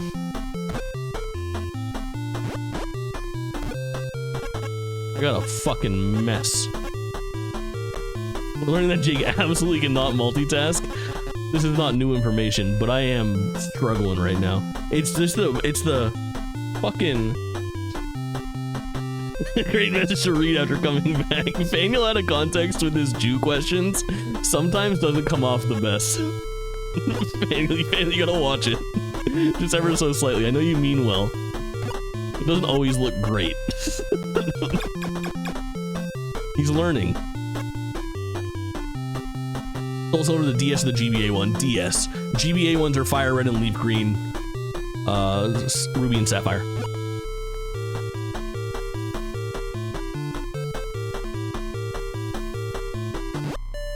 Oh my god, I almost fucked it. This is definitely my best performance so far.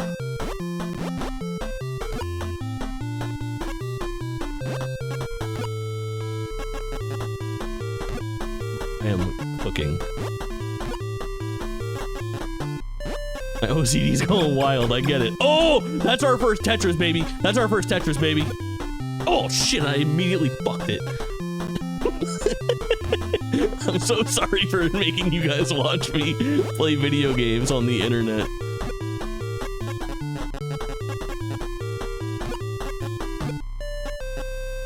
Oh, we're getting messy. Alright, I'm just gonna start clearing.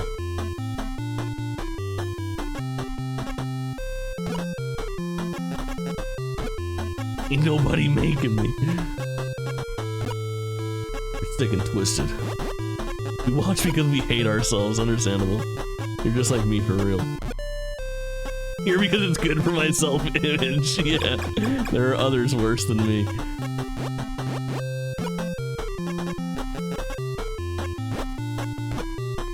I would be cooking so hard if this had like the correct control scheme. It's about as good as I am in any Tetris game. Wait till we get like the quality of life Tetris shit. I'm gonna be cooking. I'm not bad at Tetris. I'm not good. I'm not bad though. I got the basics. Ooh! Tetrisphere, I think Hatris and Tetrisphere are in this. Things get weird. I know that there's some very weird Tetris coming up. Oh shit. Oh fucking shit! Tetris is part of the Pearl Wetris? That's something, write that down. Good version of Tetris. Famicom Tetris rules. Alright, let's get back into the story. So I send my guys out to get initial orders. Wetris is real? Oh my god. And they came back and said, we got 40,000 units. And 40,000 is not enough. Because in order for you to get a repeat order, you have to sell through at least 200,000 copies. And so I made a meeting with you, Mr. Yamauchi, again. So, Mr. Yamauchi, I think I have one of the greatest games in the history of computer games. And my guy, I don't know whether it's my marketing that sucks or whether my sales guys suck. I don't know. But we've only been able to get 40,000 units. Well, he calls in Miyamoto. Miyamoto's the guy who made Mario. Miyamoto mentioned, let's go. Called him Miyamoto. Miyamoto, is this a great game? And Miyamoto says, yes. And yes. And wow. So, and how do you know? It says, because your secretaries and accountants are playing at lunch and after work. And my secretaries and accountants are playing it after work. He's the number 2. He goes, Manishi, come in here. I want you to put Nintendo's seal of approval Manishi, I want you to put Nintendo's seal of approval on this game. Whoa, that's like the seal of good housekeeping. And I want you to call every distributor. I want you to call every distributor and tell them to order more. Miyamoto's orders. This is some serious action that's going on. Play Pikmin Bloom. I remember there was a moment when Yamauchi actually thought, you know, he could buy Tetris from me and then let Nintendo publish it. And he said, you'll make much more money if you let me publish Tetris and I'll pay you royalties. And I said, that may be true, but Tetris is my game. The only way that I would give you Tetris is if you would give me Mario. Okay, you got the point. So thank you very much. Go back to Yokohama, Mr. You will never have Mario. Go away from me. Says, please, please, please don't make me put the seal of approval on the game, because if I do, then every other company is going to want a seal of approval, and then I have to set up a whole department figuring out which games have, get the seal of approval. It's Miyamoto here. Where is my streamer? It's just going to be a huge headache. So, but I'll call every distributor for you and make them order more. Okay, I thought, well, shoot, as long as I get the orders, I'm fine. So he calls distributors, and we got another 30,000, which is like, oh, come on, So Christmas comes, the distribution has puts our games in all the stores, and it's not here pointing through. Up. I pointed out in the first hour of this. It's a nightmare. It's not a game that you can. I want to get in there with a little pair of scissors I want and to play that game. No, you have to play Tetris. And so distributors then, the stores started panicking. The distributors started dumping. Dumping means selling below their cost. I got my guys calling everybody. Said, "Do not dump your software. This is a different pattern from every other game. People have to play the game before they can want to. It'll take off, but it takes off slower." Well, end of January, every place was sold out, and every place was clamoring for more. Tetris is a grower, not a shower, Beginning of chat. February, we got orders for 200,000 units. Where am I going to get the money for 200,000 units? Because at that time, the way that it worked is you had to pay Nintendo cash up front. Then basically, they go into manufacturing. 2 months later, you get your delivery, it goes into the store. Then you get paid back. So it's 2.5 months before you get your money back. $2.5 million. What a racket Nintendo had, yeah. Or 1,000 yen a cartridge. And buy your cartridges up front and then put your game on it. I went to the bank, and the bank says, "This is Miyamoto. Where's your collateral for $2 million?" And finally, I convinced my wife to convince her family, her father. Basically, they put up all of their real estate, all of it. And so we managed to hang on. Fucking bonkers, dude.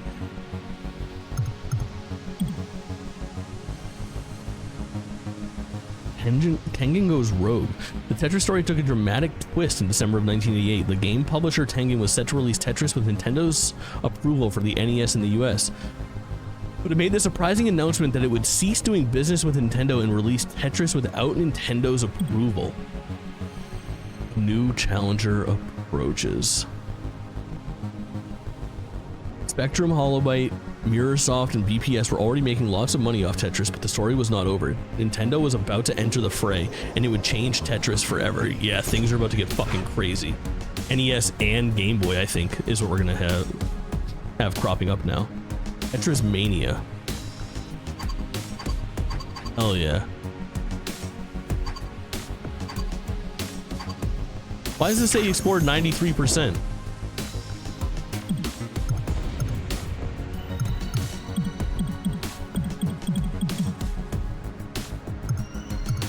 I played you.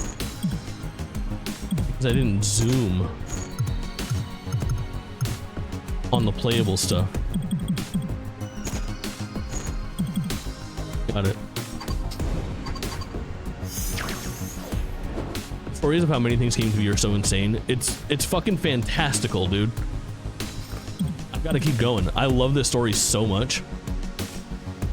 While the rights to Tetris seemed to be all sewn up, a new type of game machine was about to be released, and everyone was desperate to land the handheld Tetris rights.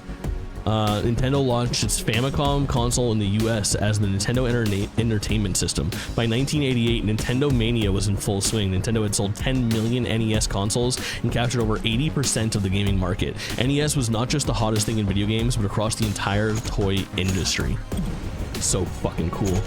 Summer CES. The game industry headed to Chicago in the summer of 1988 for the Consumer Electronics Show. It was there that Nintendo of America's president, Minoru Arakawa and its senior vice president Howard Lincoln got hooked on playing Atari's version of Tetris. They knew that Tengen would release the game for the Nintendo Entertainment System that year, but secretly they were thinking about something else.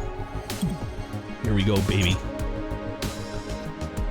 I think it was like 50 when this was going on. So the year I was born was 88. And the NES is the first time that I played Tetris. No, it might have been the Game Boy. I don't know. But I have both of these. Chat, check this out. You don't think I'm bout it? I'm about to show you something right fucking now. Check this out.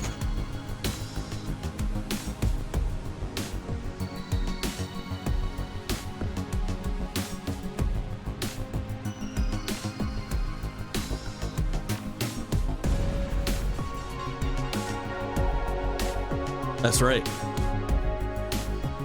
That's right. This side still has the Nintendo sticker on it. This side's open. Last time Jake saw a vagina. Right over here. Is it clean and unyellowed? Hell yeah. It's fucking great. And the best part? Oh, well, the batteries are dead.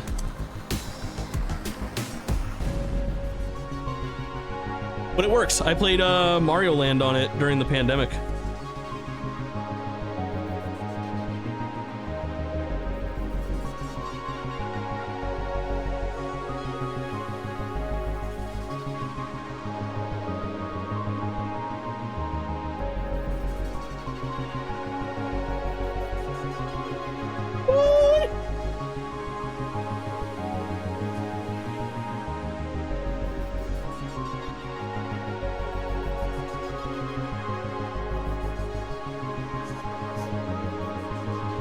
Boxed Game Boy. Boxed Game Boy and boxed Mario Land and Mario Land 2, baby. That's a clean, non-yellowed Game Boy. You got that right.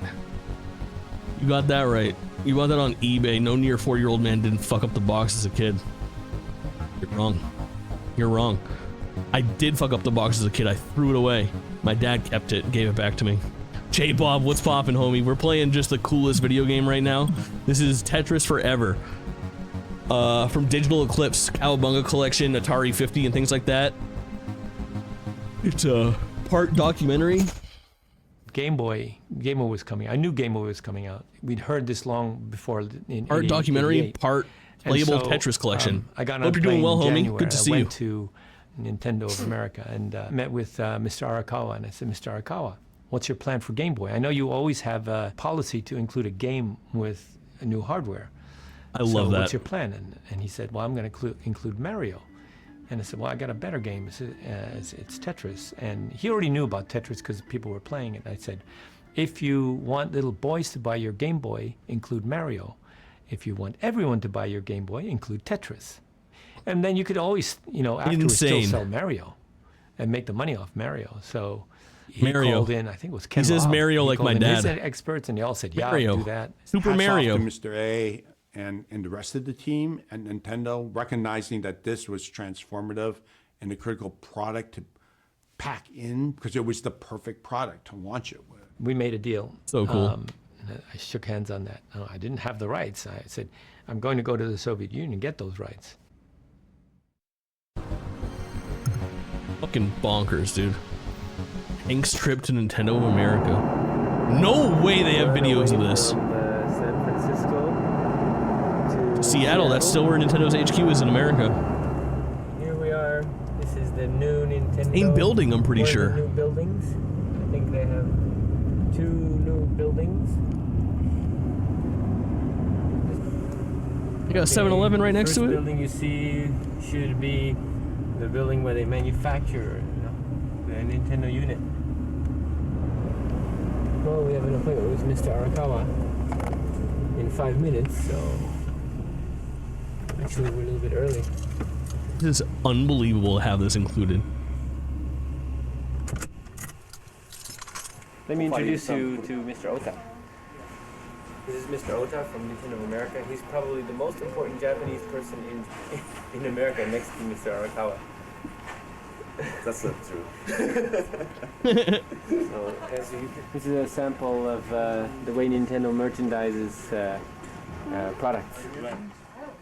Oh my god, that is so sick.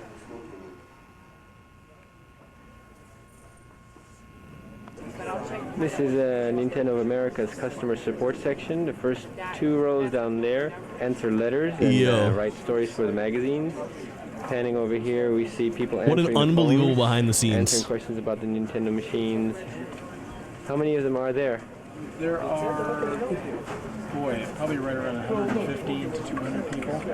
We're open from 4 a.m. until 10 p.m. So 4 a.m. till 10 p.m.? Oh my gosh. Okay, and scanning around here, we get into the games counselors. How many game counselors are there? Right around 82. Oh my god. The number's growing. I was born to be a Nintendo game counselor. Questions about games and I was born in the wrong time. So altogether, on from that section down to here is all customer support. All the way down here is all customer support. Well, maybe in a couple of years this will be BPS. Yeah, but I can tell people how to do it. Unbelievable. The big decision, baby. Robert Stein, he was the closest to Moscow, and we were communicating by fax for the handheld rights. You know, he kept on putting me off, and you know, he sends me a fax. He says, I'm going to go to this whatever trade show in Germany, then I'm going to Moscow, I'll be there for a week, there for a week, then I want you to come. Why? You know, why do I have to come a week after you go to Moscow? What's going on? That was February of 1989. Then at that time, I got a call from Arakawa. I said, you know, somebody, and that was Gilman Louie, had come to me and said that they could give me the Game Boy rights to Tetris. All the alarms were going off. There is, you know, somebody else is dealing Tetris somewhere. I got to get it on my plane. So I said, Mr. Arakawa, Gilman is the one who came to Japan and said he could give me the rights. And turned out he didn't have the rights. So I'm about to get on a plane and go to Moscow and get these rights for you. You know, give me a chance to finish my job. He said, okay. With a tourist visa, 2 days later, I got on a plane, went to Moscow. The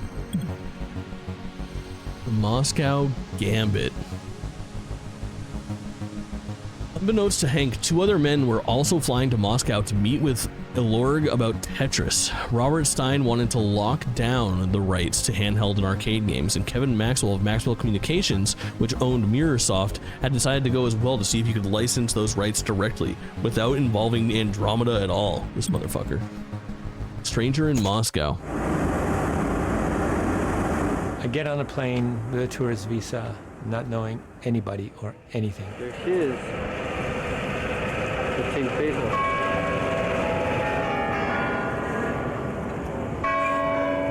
Props to this dude for taking so many videos on this ridiculously insane journey. Because I had no confidence that I would be able to describe what happened to me in Moscow. And so I was recording everything. Okay, this is the hotel from the outside, the Interest Hotel. Actually, it looks wonderful from the outside.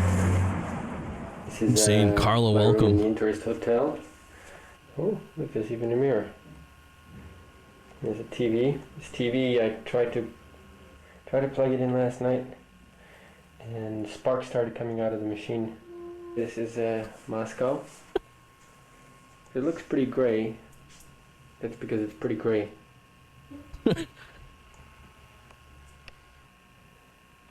Well, today I'm going to go out, see what I can find out. All I have is the game with the copyright notice, and the copyright notice says Tengen to Mirrorsoft, from Mirrorsoft to Andromeda, from Andromeda to Elorg. Insane, dude. What a fucking mess.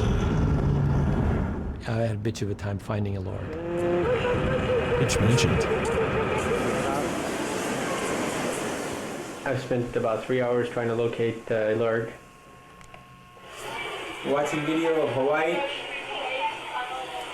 because the TV doesn't work, the radio doesn't work, I've read everything I could read. I'm waiting for a phone call from Japan. They're going to tell me where the Moscow Go Club is, because I'm sure I won't be able to find out by asking people here. My strategy was I was going to find a Go player in the Soviet Union. So I had gotten the address of the Russian Go Association. They made some phone calls for me. This dude using Go as the way to... And so the next morning, I had a chance to play Go with the third strongest Go player in the Soviet Union. He was also a 6th dan, just like Mr. Yamauchi. And like my father, he's also a 6th dan. I got smart this time, and I have hired a car. The next day, we hired a limousine. Driver in the mirror. I wonder if we can... Maybe it's too dark to see. So what's your name? Как зовут? My name is Victor. Victor. My name is Victor. I get back to my hotel, and in the hallway of the hotel, all of a sudden I see an interpreter. And it's like, interpreter. It's like, oh my gosh, of course, I should hire an interpreter. You know, to the left, you can't see us. It's there is one of the Young Hank, yeah. biggest swimming pools in Moscow. But it's not a swimming pool now, I'll bet. It's a skating rink or something? No, it's swimming pool. It's open all the year round. And people swim there now? Yes. What the fuck? Wow. So I have a very lovely interpreter. Her name is... My name is Allah. Her name is Allah. All of the interpreters, Allah, babe. Can you help me find a Elorg? And she looked at it and said, oh yeah, I know where Elorg is. She knew that right away. And I said, that made me suspicious. It's like she already knew what I was looking for. In other words, the word had gotten around, this guy snooping around for Elorg, which I'm not supposed to be doing that. I'm not supposed to be meeting any Russians. I'm only supposed to be there taking pictures of tourist attractions. That's it. Really something. First, we went to the Go Club. The place where people play Go is inside of this big building where the Olympic Committee was. What a wild story, bro. What's this? Olympiada? Olympisk. Where they have the chess club. They take their sports very seriously. We're going right into it. I'm impressed. I am impressed. I won that game. Problem with the Go player is he didn't speak a word of English. So he was absolutely useless. I couldn't get anything out of him, but I had the interpreters, it's fine. So then we went to Elorg. Okay, we're on the street here, where we just passed by the American Embassy. And that building there is Elorg. And I remember going up to the door of Elorg, this interpreter, she goes, no, you can't go in there. And I said, what do you mean I can't go in? I said, you're here on a tourist visa. It's like, how do you even know that, you know? And I said, I didn't come all this way to stand in front of a door and then go back to Japan and get a visa so that I can go through this door. I'm going through this door. Are you coming with me? And she said, no, I can't go with you.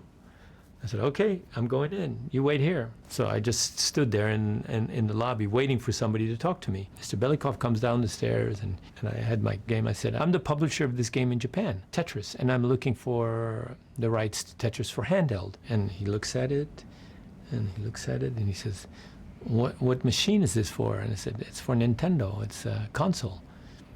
And he says, we never licensed Tetris for console to anyone. I'm like, holy crap. If somebody else picked up those rights, they could stop me from publishing, and my in-laws would lose all of their land. So I was in some seriously deep kimchi at that moment. I decided, you know what? Seriously deep I'm gonna kimchi. Focus on the mission that I'm here, and I'll deal with this later.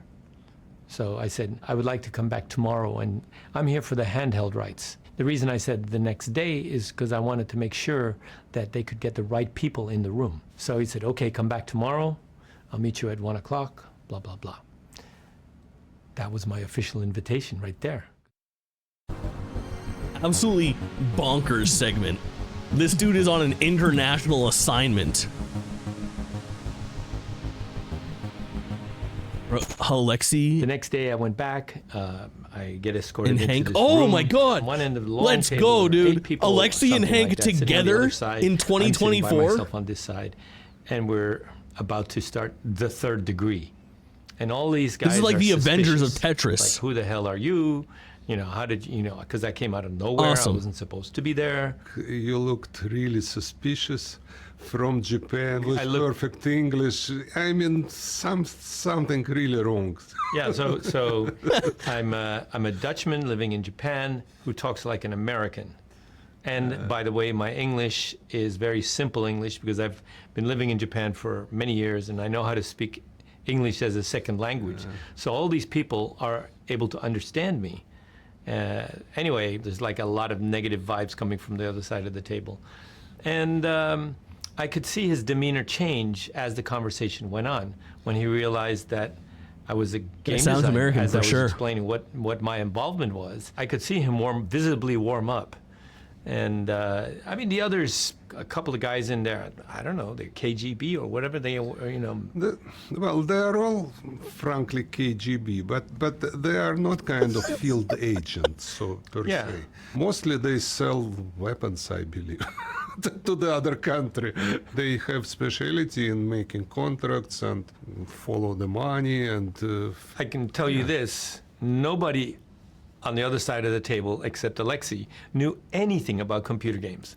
Oh, about computer games, bonkers. no, but about the international trade, they probably... They knew something. Well, if they did, they got totally spanked by Stein in that contract. I don't think Robert Stein, he intended to misrepresent anything. You know, he was like a sole entrepreneur who's out there trying to make a buck by licensing products. Stein shows up, which I knew he was going to be there. I just didn't know where or how. But what I didn't know was Kevin Maxwell also showed up. They never meet each other. But Kevin Maxwell, Stein, and Hank was at the same time in Ilorg. So I met them all. So now there were 3 people in Moscow at the same time trying to get the Game Boy rights. We were supposed to have all rights, not just PC and Mac, but it kind of came out that I'm not sure Stein had all the rights that he needed with the C-Lord programmer. We found out that Stein started selling the other platform, which we never considered him to have. We were furious when we heard about this. The deal that had been made was between Ilorg and Robert Stein, which is Andromeda, for the computer. By the time this deal gets to Mirrorsoft, they read the contract that says, the computer. Oh, that's everything. We got everything. Up until that point, I thought we had all the rights, right? Because Stein represented that as such. Stein had licensed arcade rights to Tengen, because they were an arcade company, and to Sega. And he didn't have those rights. And so this game just like say, already exists. We need to clean that up before we even talk to you about anything else. So he crazy. Came and start crying and saying that he can't afford anything without this platform and that. We say no, we don't want to even discuss it with you. They came to me and they say Stein is here. He's looking to figure out the arcade rights. What should we do? Rather than asking for a per unit or something complicated that you can't check, ask him for a big upfront money. And so that is the deal that actually ended up happening between Stein. That's how Tengen and Sega got the arcade rights. I don't think Stein was being evil. I just don't think the communications, the faxing back and forth, the definition of what a computer and a console, all that was kind of blurred at that particular time. Maybe he overrepresented what he had, but he wasn't a lawyer. You know, he wasn't a contracts guy. He was trying to do his best to do one of his muddiest deals, waters. But, you know, he didn't have a big name Silicon Valley law firm behind him.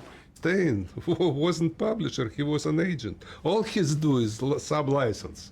So Robert Stein came to Moscow and said, look, we're publishing this. You can either cooperate or you can try and sue Microsoft or whatever. And that's, of course, an impossible thing. There's no way that the Russian government is going to sue somebody outside the Soviet Union over intellectual property. All this is brewing in one big stew. You had the Soviets and the Russians.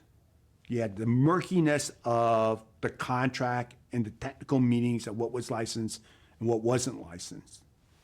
You had Hank and Russia. You had Microsoft through Robert Maxwell, who was bigger than life character, kind of the Rupert Murdoch competitor of his era, who had strong relationships with the Kremlin. So he was trying to call in over the top, right, by Dude, the political implications of fucking Tetris government to force the license to fall in favor of Atari and Microsoft. Nobody on the other side of the table had any idea how big the game business was. They were taking the Russians to the cleaners. They were getting a percentage of a percentage of a percentage of a percentage. Just imagine this. Spectrum Holobyte has a quarter where they sell $100,000 worth and they pay $20,000 to Microsoft. That becomes income on the second quarter, $20,000. And from that $20,000, they pay Stein 20%, which is $4,000 in the next quarter. And then Stein reports that in the fourth quarter. So by the time the fourth quarter comes around, it's 20% of $4,000 at $800, out of this huge chain of money. So I said, look, the way I'm going to do this deal is you guys should not care how many sub-licensees. You are going to get a fixed amount of money from each unit that is sold. So I will pay you 25 cents per unit for Game Boy. No matter who sells it in the world, you will get 25 cents. My dad was an honest guy. He could really say, I'm not the richest guy, My but dad, I will show oh my you God, exactly. it's his daughter. I am so over the moon about this. Redbeard Games, welcome in. I didn't know you streamed. Raiders, welcome. We are absolutely I'm over the moon right now. Chat is feeling it as well, I think.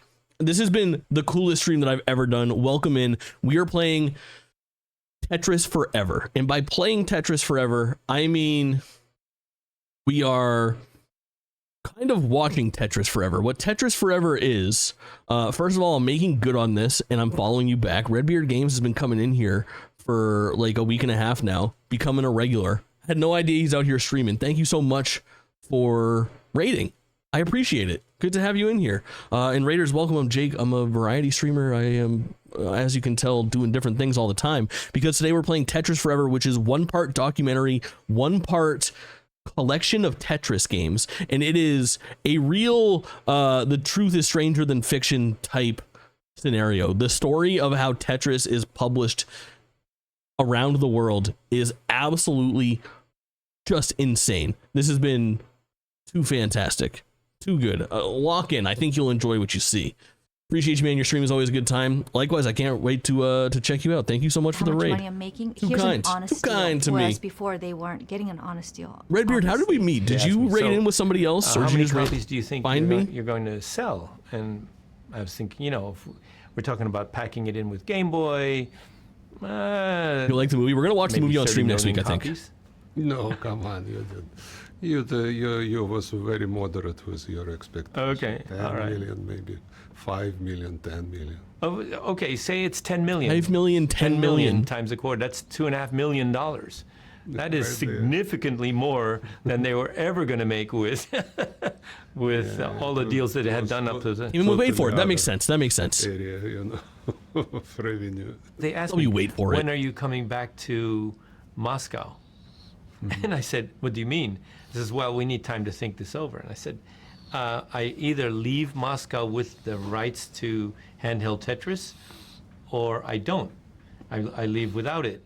I'm not coming back. We don't have that kind of time. I made this very official thing, boom, and this, you have 1 week to answer me with letter of intent or something. Yeah, with a proposal, and after that, this twitching? this offer is null and void. Tater Talk Goblin? Wait, is this a small world scenario?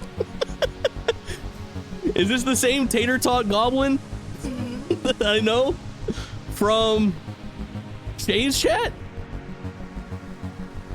This is a small world. What's going on, dude?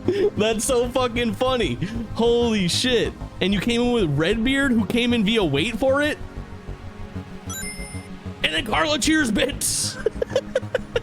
Welcome in, Tater Talk. Good to see you, man.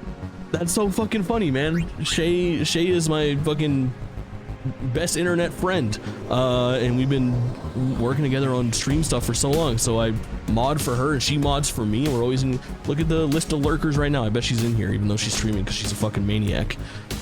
Carla grabs the fist bump as well. Tater Talk, good to have you over here. Redbeard, W Raid, Wait For It, W Connection, W Chat, fucking icons. I love that small world shit, man. That's fucking awesome. Too awesome. But chat, if you're unsure what's going on here, brief explanation. This is just the coolest video game that I've ever played. Shay is a sweetheart. I couldn't agree more. I couldn't agree more. A true icon of Twitch.tv. Really cool shit. I love when the small world stuff happens like that. Good people bring in good people, you know? It's a good circle. The cinematic universe expands. But this game is Tetris Forever, which is one part documentary, one part playable collection of Tetris games, and it is just, I am honestly like, you guys can probably tell, I'm in love with this fucking stream. Like, I'm having such a fucking fun time learning the history of this.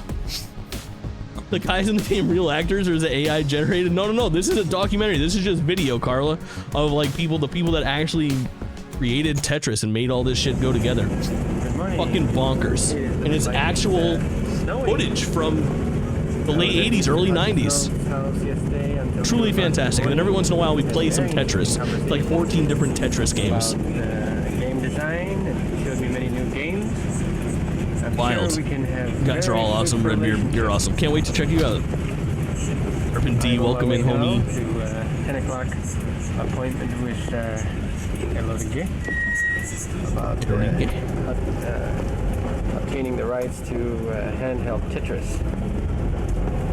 Still Movie and Company, yeah. Emoji. This is the vibe tonight. It's really sick. Of what a deal would look like. Tetris looks different. And I said, I'll get Look you how a dripped out It took Alexi 8 hours is. to make a phone call out of the Soviet Union to anywhere. I make the phone call to my lawyer in Tokyo.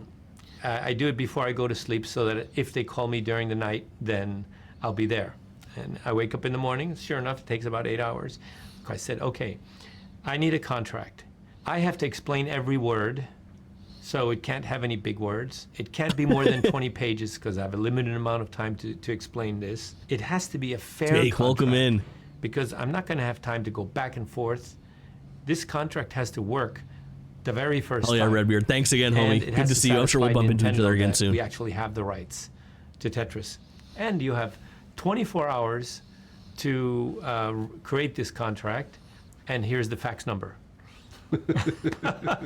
So 24 hours later, this contract appears. To them, they'd never seen a contract that was that fair. Hank is a very good partner. We decide that we want him. And by the way, since then I found out they used that contract as the basis for all their contracts after that. Including That's so myself. cool. I use this contract a lot. So yeah, we signed a contract. For handheld? For handheld, on Friday. Then they asked me, would you like to do another contract for console? And I said, I'm sorry, but I can't. The company I licensed from, they're a big litigious company. I had read the Atari contract, and my lawyer said that there's a clause in there that says if we don't have the right, you have to help us get it. How the hell did that get into the contract? It's like, oh my God, this is litigation. I have to go back and figure out whether I can do this or not. Fucking crazy. Up for grabs. Belikov showed Rogers the original contract that Elorge had signed with Robert Stein's company Andromeda, which stated it was only granting rights for Tetris on computers. Stein had interpreted this to include game consoles, but Elorge didn't. Bonkers. A crucial mistake. Nikolai Belikov now went into his meeting with Kevin Maxwell, who was there to attempt to negotiate the handheld and arcade rights on behalf of Maxwell Communications' subsidiary company, Mirrorsoft. I always look at that and I see Microsoft. God damn. Got my 50th Platinum God of War 2018 W pick. I fucking adore that game. I like Ragnarok more. Yeah, I like Ragnarok more, but both great games. I hope you do Ragnarok after. Belikov showed Maxwell the Famicom version of Tetris since he was unaware that Microsoft had licensed the home console rights and had never seen this Japanese version. Maxwell said that this must be a pirated version. What a fucking mess. Define computer. Define sex. In his next meeting with Stein, Belikov asked him to sign a contract amendment clarifying that a computer was a device with a monitor, a disk drive, and a keyboard, things game consoles lacked. Stein signed the amendment, not realizing as he did so that this confirmed that all home console versions to this point were unauthorized. Holy fuck, so that's when the switchover happens. Hank and Alexei, this is gonna be so fucking fun. This is gonna be so fun. This is gonna be the best one so far. I'm obsessed with both of these men. After the meeting, Alexei came to me and he asked me to meet that evening. Did everybody know that? No. At your hotel at 6 o'clock or whatever it is? Yeah. Meet me at the front door because I can't go into your hotel being a Soviet citizen unaccompanied. It felt a little clandestine, you know? You want to show me something important. I had brought with me a Sharp Famicom and I had a little portable videotape player. Tiny videotape, and it had a screen that had a RCA in. I wanted to show him Tetris on Nintendo. He'd never seen it. Yeah. I tried to play. I was completely disappointed because it was a wrong hand. I play with my right hand and drop with my left hand, but with the joypad. Joypad. Yeah, it was different kind of disappointment, which I politely hide. But anyway. And this shit is so good. The same day, maybe next day, we went to my apartment because I was desperate to show him my other games. He was the first professional game designer I ever see in my life. So basically, it was important to at least hear his opinion. Maybe he would be interested in publishing something or whatever, but what is important, I don't know. I am out of this world. So that's why I take some kind of risk to inviting him. Saturday and Sunday, basically, we had no meetings. You took me on a tour. Today is a wonderful day. We have done most of our business. Today we are sightseeing with Mr. Pajitnov. They're just hanging out. Like a false teeth. We are just about arriving at the Red Square. Yes. Or I should say the Kremlin. It's supposed to be 9 churches in one.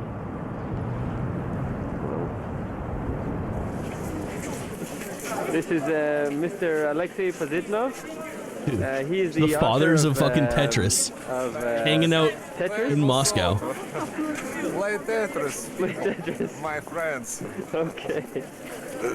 That's it. Bye-bye. So, you have to see my barb. I'm Russian people. Beard. Beard. Barb is in French. I see. This is Arbat Street.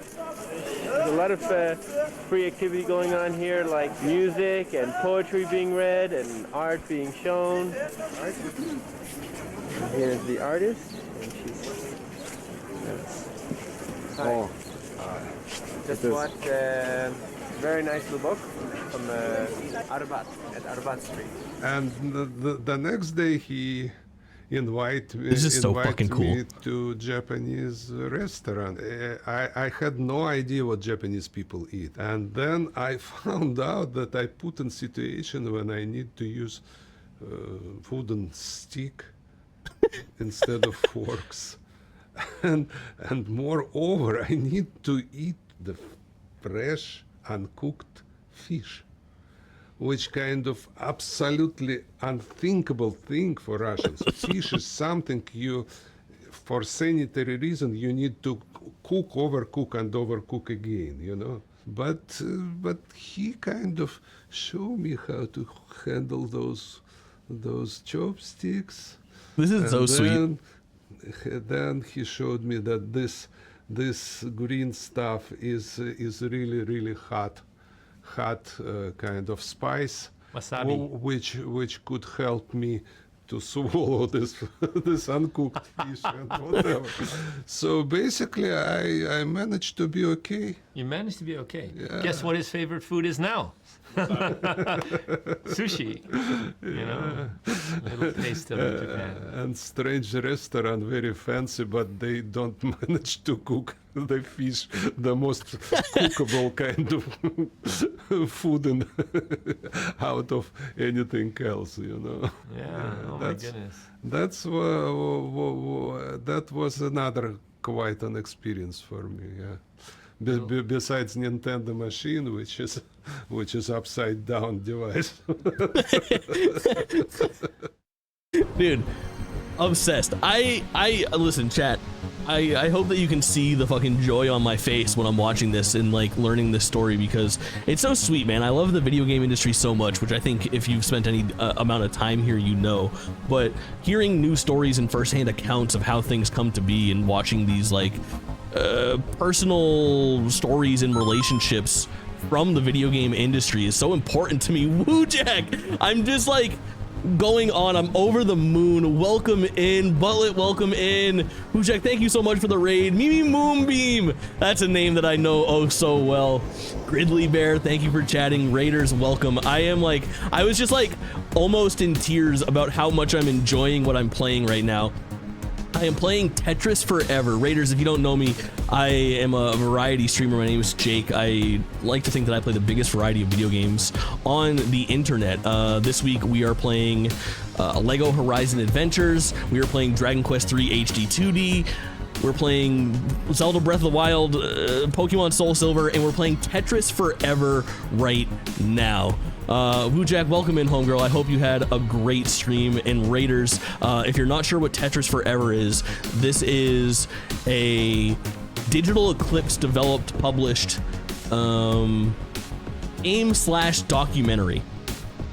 I am obsessed with so far. We are a couple hours into it, and essentially it is one part video documentary with like searchable documents and things that you can view and zoom in on, and one part collection of Tetris games. And it has been just so profoundly fun and enjoyable to watch and play.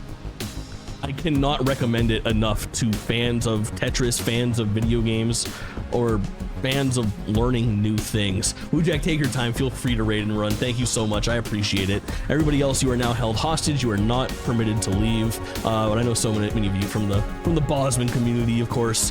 Absolute fucking legends. Wujack, thank you again. We'll continue our journey here. Crazy. We're just getting to the point where Hank and Alexei have met. They're in Moscow, basically becoming friends, which is so sweet. Nintendo goes to Russia. In March of 1989, Hank Rogers returned to Moscow, this time with Nintendo of America's top executives accompanying him. They worked out a deal with Lorge for the worldwide home console rights. Nintendo would create its own version of Tetris to publish around the world. This is the Tetris that we all know on the gray cartridge. Everywhere except Japan, that is, where BPS would continue to sell its Famicom version. So wild.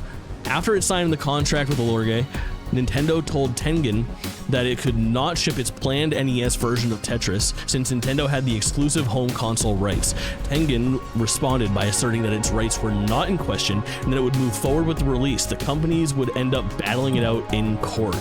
Tetris for the Mega Drive. Huh. How many documents are in this? 14. Let's look.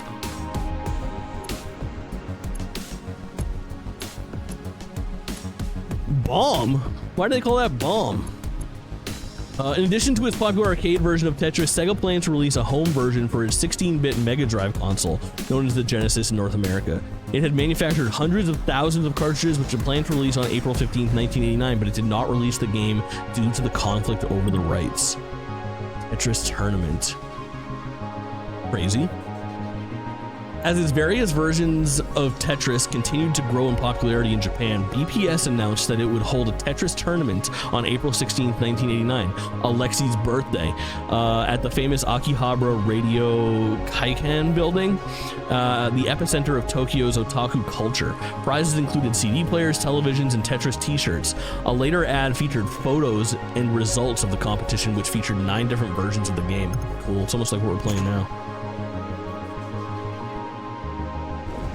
Rad. Ooh, these are cool. Very cool, very cool.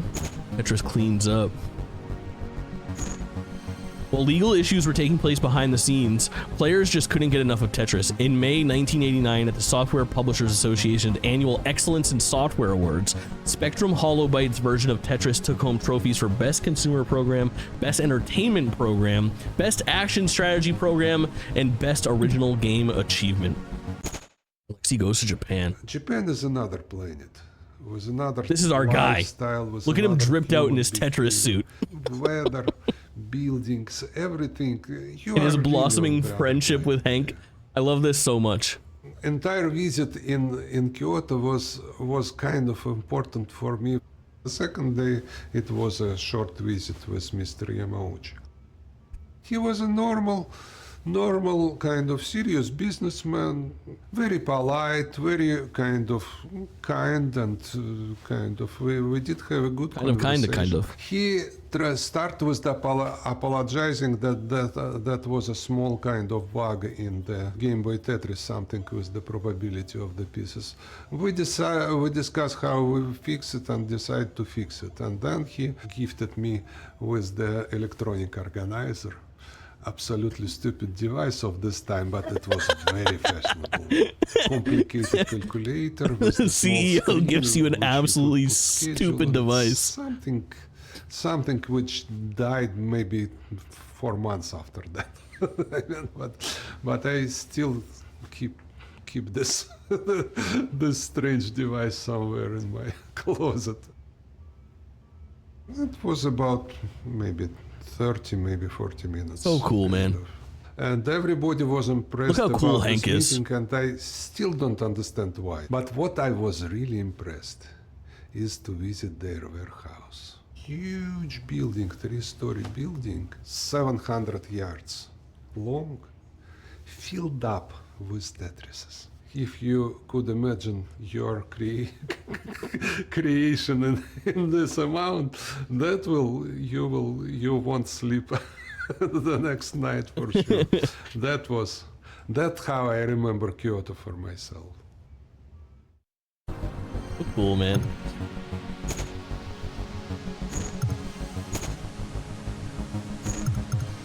Our homies. The console versions were never quite as good as the Game Boy version. I think Game Boy Tetris for me was like the game that I played the most. And this is Hank's daughter, who's now the CEO such a game changer, right? of Tetris, of the Tetris company. Famicom, like NES type games at home, but then now you can take that everywhere. I remember like going to Disneyland or going on trips, and we would have the Game Boy, we would link it up and play together. Game Boy looks for me like a device for Tetris, by default. With the small screen, with the good resolution. Buttons work well, music was excellent. I did play Mario on it, but Tetris is much better on the Game Boy, at least for my opinion.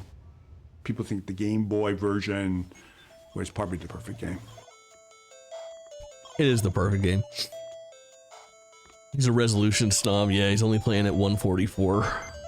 And minimum. I do remember that once it was a Tetris competition and some schoolboy came to me to sign the cartridge. I signed and he is glued into the Game Boy.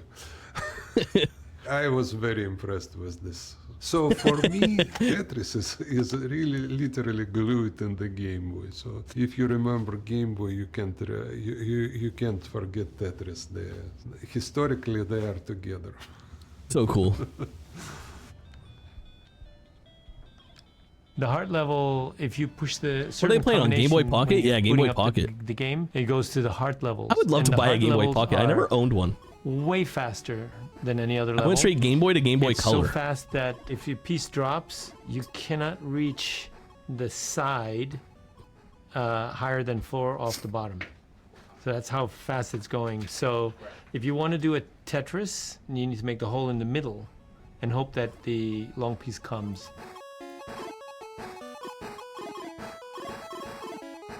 Crazy. Oh, shoot. I saw so many versions on home computers and I'm looking to buying a Game Boy Pocket. devices. So for me as a designer, it wasn't anything Great really ice blue one I've always wanted. But it was a really, really decent, very good version. Probably that was the best version if to not take in account my own computer version, which was much better for me, of course, you know, because I made it. Yeah. Dude, Alexei is the most charming man. Insane. His version of Tetris kind of sucks though, but it's Tetris for sure. Playing with the link cable being featured here is so interesting. Quotable and quotable. Some people say that Tetris made Game Boy, and some people say Game Boy made Tetris. I think both are true. And the kind of deal we made our companies, and the deal kind of made our companies best friends forever. So true. Bogged, welcome in, my homie. Do you know about the sweet, sweet justice that was served to Plock last week? Do you know? Have you heard the news? Welcome in, homie. Hope you're doing well. We're playing Tetris Forever, which is Digital Eclipse's new game that came out today. It is 1 part Tetris documentary, 1 part playable collection of Tetris games, and it is fucking spectacular. Tengen was going to make cartridges without paying Nintendo. They had reverse engineered Block 8. the Nintendo cartridge.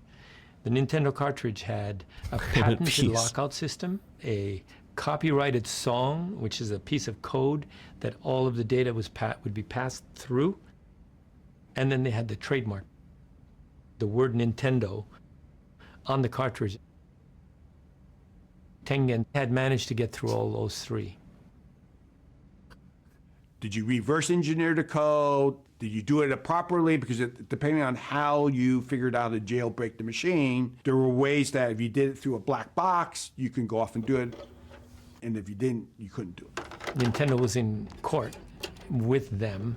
That Crazy. was going to take time. By Man, that time, ASMR right there of the Nintendo system. Tengen's first game would have come out already. What was their first game? Tetris. Wild. You're gonna give us a copy, yes? Unlicensed, yeah, there's a crazy war between the two of them right now.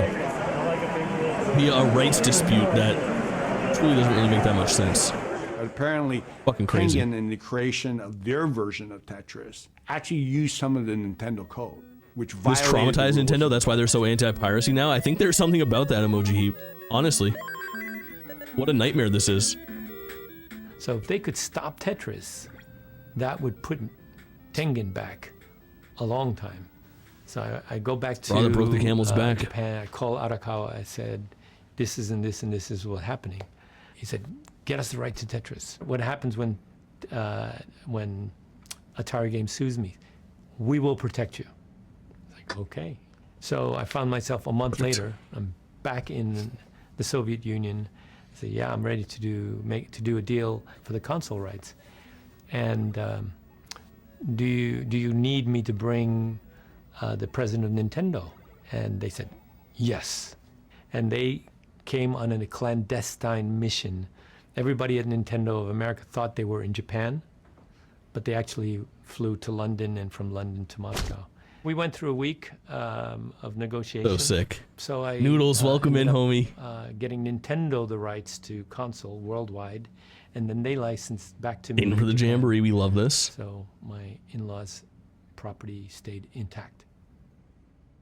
Crazy. Noodles, you probably know what this is. You're a gamer-ass gamer. This is Digital Eclipse's new game, Tetris Forever. 1 part documentary, 1 part collection of Tetris games. And let me tell you, we're living the dream today. Already won that court case is fucking insane. God, look at that box art. They absolutely cooked here. And I think some of it's nostalgia based, but I mean, look at this thing.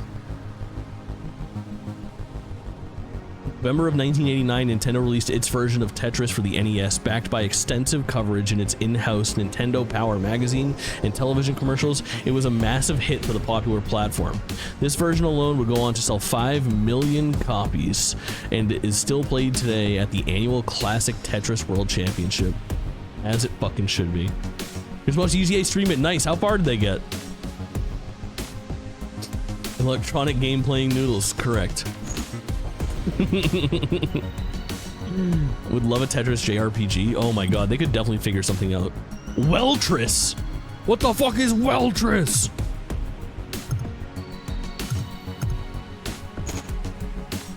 Around November 1989, Alexei released his follow-up to Tetris. Weltris was like Tetris times 4. Rather than fall down a two-dimensional field, the pieces could now be moved around 4 walls of a well. The original version of Weltris was released for MS-DOS computers by Spectrum Holobyte, but it soon made its way to other platforms. Everybody want to do 3D Tetris. And it was a version of 3D Tetris called Blockout. And I really hated it. I would have bought it too with that? Yeah, for sure. Oh my god, wait, I've played this on Virtual Boy. I realized but it was just called Tetris 3D. It's too much pressure for human mind to deal with this strange mainframe. It plays just like that. Shape of the pieces and whatever. It was possible to play for. I haven't gotten to those. I'm gonna get into some of the more gamer stuff soon. We're just following the entire documentary right now, and it's so much fun. The main programmer and What else we've gotten is the Famicom version, the Tengen version. My friend do a very good prototype. I don't even remember what the game was about, but he kind of have a very good Defrost RPG? What is Defrost? This well, kind of three walls on the bottom. So I decided that for Tetris it would be very interesting to try. Make each Tetris screen be a side of a wall and have the pieces fall, and you can go around the side of the wall. Shape of the thing delivered a really strong feeling of 3D, but it doesn't spoil the game with the Tetris JRPG, got it. Mind. That was very important. I don't understand how you get to the center. Does it just fall straight across until it hits something? Happened with the piece at the bottom on the edge, partially on one and partially on the other. It kind of splits on the bottom. It was addictive. It was a natural sequel.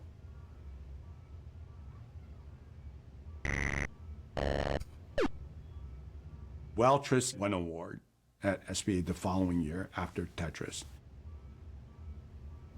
And Blockout wasn't there. Dude, fucking Alexei's an absolute G, bro. Weltris is cool. Ajinatov goes to America. Alexei visited the United States for the first time in January of 1990. He began at the Consumer Electronics Show in Las Vegas, which left him wondering if this was a typical American city. He visited Spectrum Holobyte in San Francisco, Nintendo in Seattle, MIT in Boston, and Hank Rogers in Hawaii. Oh, that's so fucking precious, dude. I do remember back. that Thank you again for your raid. My first very original game, I called it Crowd. Later it was published under the name of Muddled Casino in Microsoft Entertainment Pack.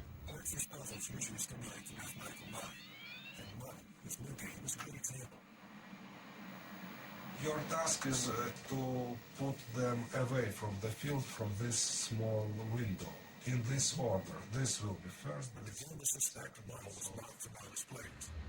You have this crowd, and you call them either to left, either to right, either up, either down. But every time the different subsets going on. This looks so fucking complicated. Them, and you miss them a lot while you operate with them.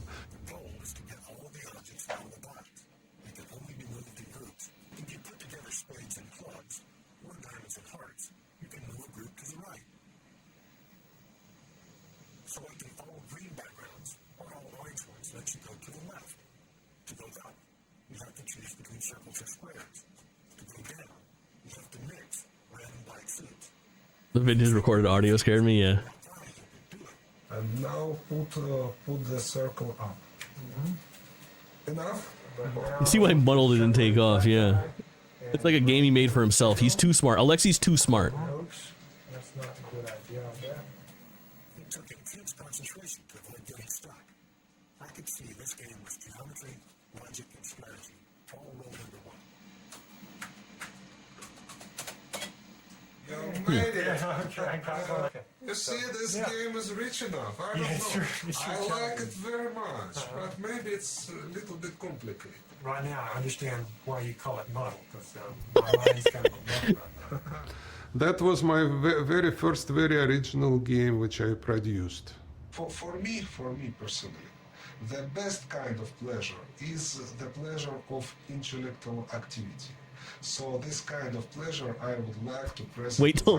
Wait till Alexi learns sex. He's gonna go crazy.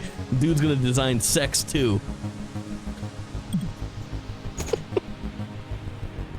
That's your favorite kind of pleasure now.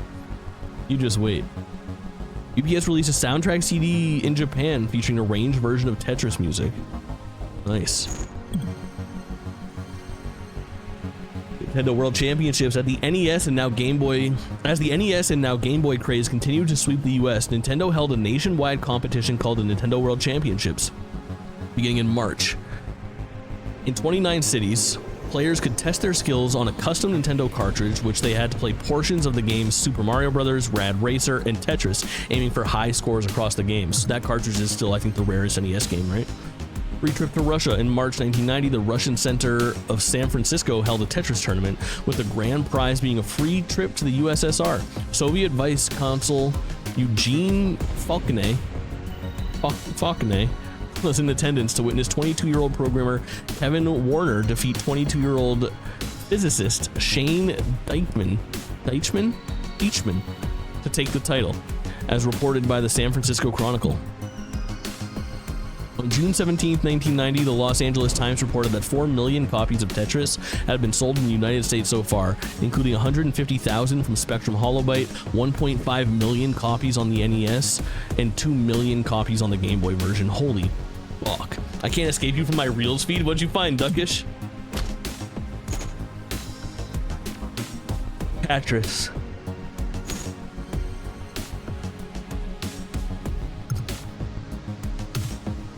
In July 1990, the next Tris game debuted. Based on a concept by Alexei and Vladimir called Swap and Drop, Tetris challenged players to stack up colorful, oddly shaped hats that fell from the top of the screen. It was originally released on the Famicom by BPS and in Japanese arcades by Video System, and later released on the Game Boy, NES, PC-98, and PC Engine. What the fuck? The stupid Finding Nemo game. Yeah, that's the one. That's the one. Let's play Tetris, chat. I'm so excited for this. Tash, welcome in as well. We are deep. We are deep into Tetris Forever, a documentary and playable collection of Tetris games. Oh my god, it looks like Alexi. Music. Music on.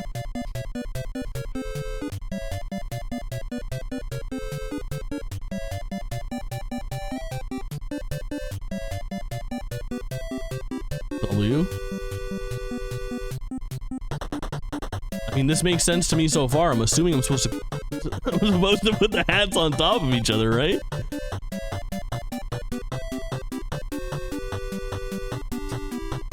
Can I do something once the first hat hits? I can. Got it.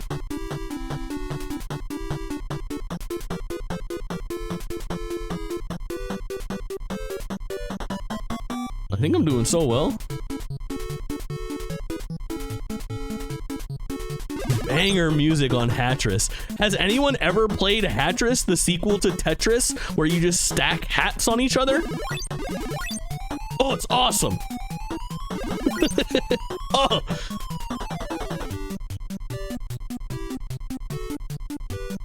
Oh my god, the music is so sick.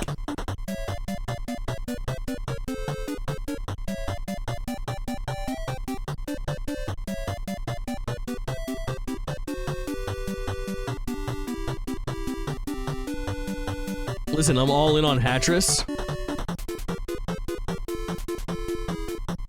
And I'm getting good at it. Beware. Beware, I'm very skilled at Hatris. Oh, I think I'm fucked here.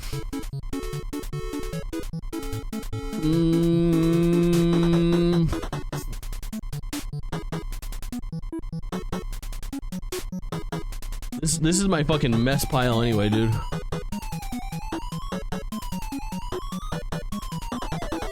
Hatris looks dumb in my honest opinion. Oh, it's fucking dumb. I'd play Tetris if that was a thing. Yeah, that's a thing.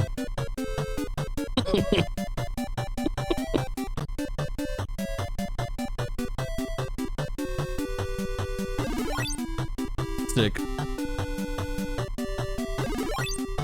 Sick. This looks like a masterpiece. I like that can-do attitude on Hatris.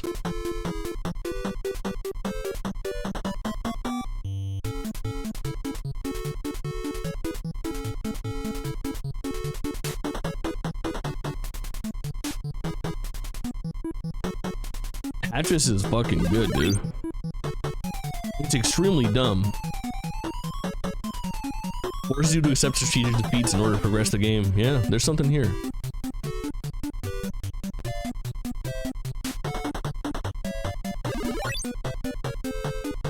I'm fucked. Oh fuck, I could have moved that over now that that other one deleted. Damn. Fuck, I think Hatris is really good. Unsustainable fast fashion industry. I think you're right.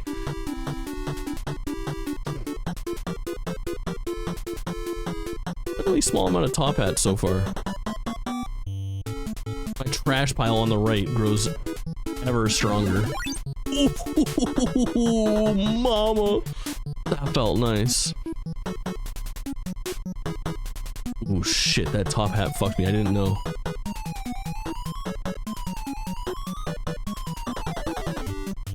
Hold on, I'm fucking cooking. That's right. That's right, we're cleaning it up now.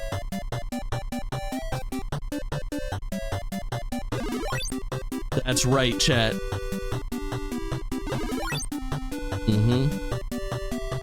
I'm that guy, dude. I'm that fucking Hatris guy.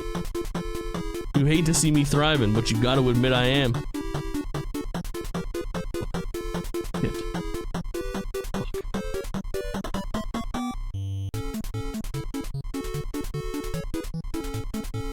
Hold on, I think I love Hatris.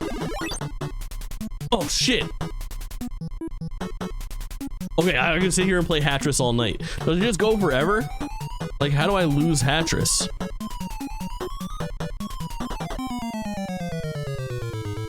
Yeah, fair. Really cool stuff, dude. Hatris rules.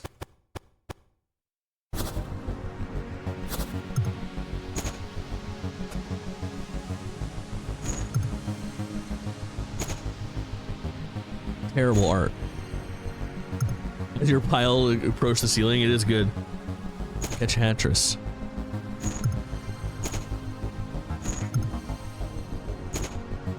Better. From the creator of Tetris comes Hatris. Faces. Tetris 3?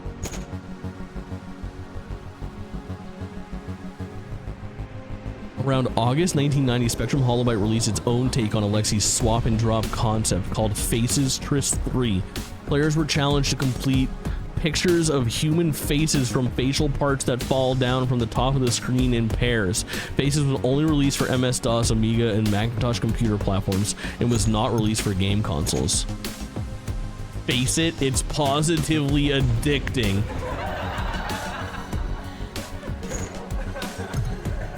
Sick as hell.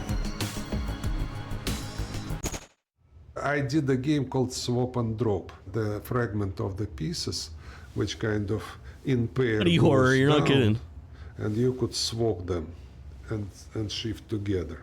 That's how it worked. And we did two different games out of it. Tetris with the heads those heads going this way, and you need to. That version of Tetris looks cool too, dude. And they have different. It's got more distinct properties. hats. Is it the Game Boy version? I Must like be the NES Tetris version. very well, and like and Tetris published very it well. for Nintendo. But for Nintendo, it didn't. For Famicom, it didn't work very well. God, Tetris is cool. Don't remember. Oh, we were playing the very NES big version. sales on it. Some team did it. Why with didn't they the just call it faces. Faceless? Spectrum Holobyte published this game. The swap and draw framework was a good framework, so it didn't take us much energy to figure out how to tweak it so that it was right. Pieces would come down, and you have to make sure a face is stacked in the right order. So you have the mouth, the nose, the eyes, and the hat or the hair. And if you don't do the face and have kind of 4 eyes, for example, that's a failure. You get bonus points if you complete the face that is the intended face versus a random face, different slices of different people's faces. Very simple concept. God. Also So move cursed. progressively faster and faster. We knew that players were trying to optimize to get the perfect face. That ultimately worked against you. Because if you were getting the perfect face, you were creating new problems over here on the other sides of the stack. And that's part of the kind of the game mechanic for that particular game. I didn't like it very well, this faces idea. It didn't fit my feeling that we could play with human faces this way. But they were very fascinated to put Gorbachev with Thatcher eyes and Gorbachev kind of bald stuff and whatever. Wasn't very successful, but probably broke even. Wild. Fucking wild. Alexi has a soul, correct. Alexi moves to America. After another trip to the CES in January 91, Alexi moves to America that month, signing a 3-year agreement to produce games for Hank's company, Bulletproof Software. His family followed a few months later. That's so sweet, dude. The USSR officially dissolved December 26, 1991, a major geopolitical event with massive repercussions around the world. Under the leadership of Belikov, Ilorge was transitioned from a government office to a private company. This is my BPD that's taken physical form. A tough act to follow. The world had discovered Tetris and it would never be the same. While Tetris was now selling millions of copies across several platforms, the question remained, where would Tetris go from here?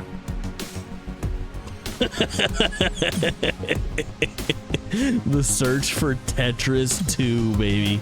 Chat, I think the move is to split this into 2 different streams. I feel like we've got part 1 done and we'll do part 2 tomorrow night. What do you say? Same place, same time, 8:30-ish PM on a Wednesday evening is the way to do things. I do want more Tetris lore. It's unbelievable. This has been, listen, I was talking about it earlier. We were getting rated about how much joy it brings me to learn new stories in the video game industry. I love this industry. Like, obviously you guys know how passionate about it I am and how much fun it is. And YouTube VOD watchers, if you got this far, I hope that it is, evident as you guys have watched it, where like I was just like thinking about it and like it literally almost brings a fucking tear to my eye when something that celebrates games so much comes across my eyes, you know what I mean? Like when I happen upon something that is just like so profoundly in celebration of video games like this, it reminds me of like rolling credits on Astrobot earlier this year. It reminds me of why I like this industry so much and why I stream video games and why I've been interested in it so long, even before I was making content. So really cool and a fun stream to share, and just like looking at the past 3 hours, just truly one of my favorite streams in recent memory. And who's to say if tomorrow will recapture the magic? I hope it does, but I hope we can get more out of this because I love it so much. I hope this VOD, gets more than 6 views, but if it gets 7, I'll be happy, really, really dope shit. I truly fucking adored it. Really fucking cool. Just a blast, man. I can't ask for more.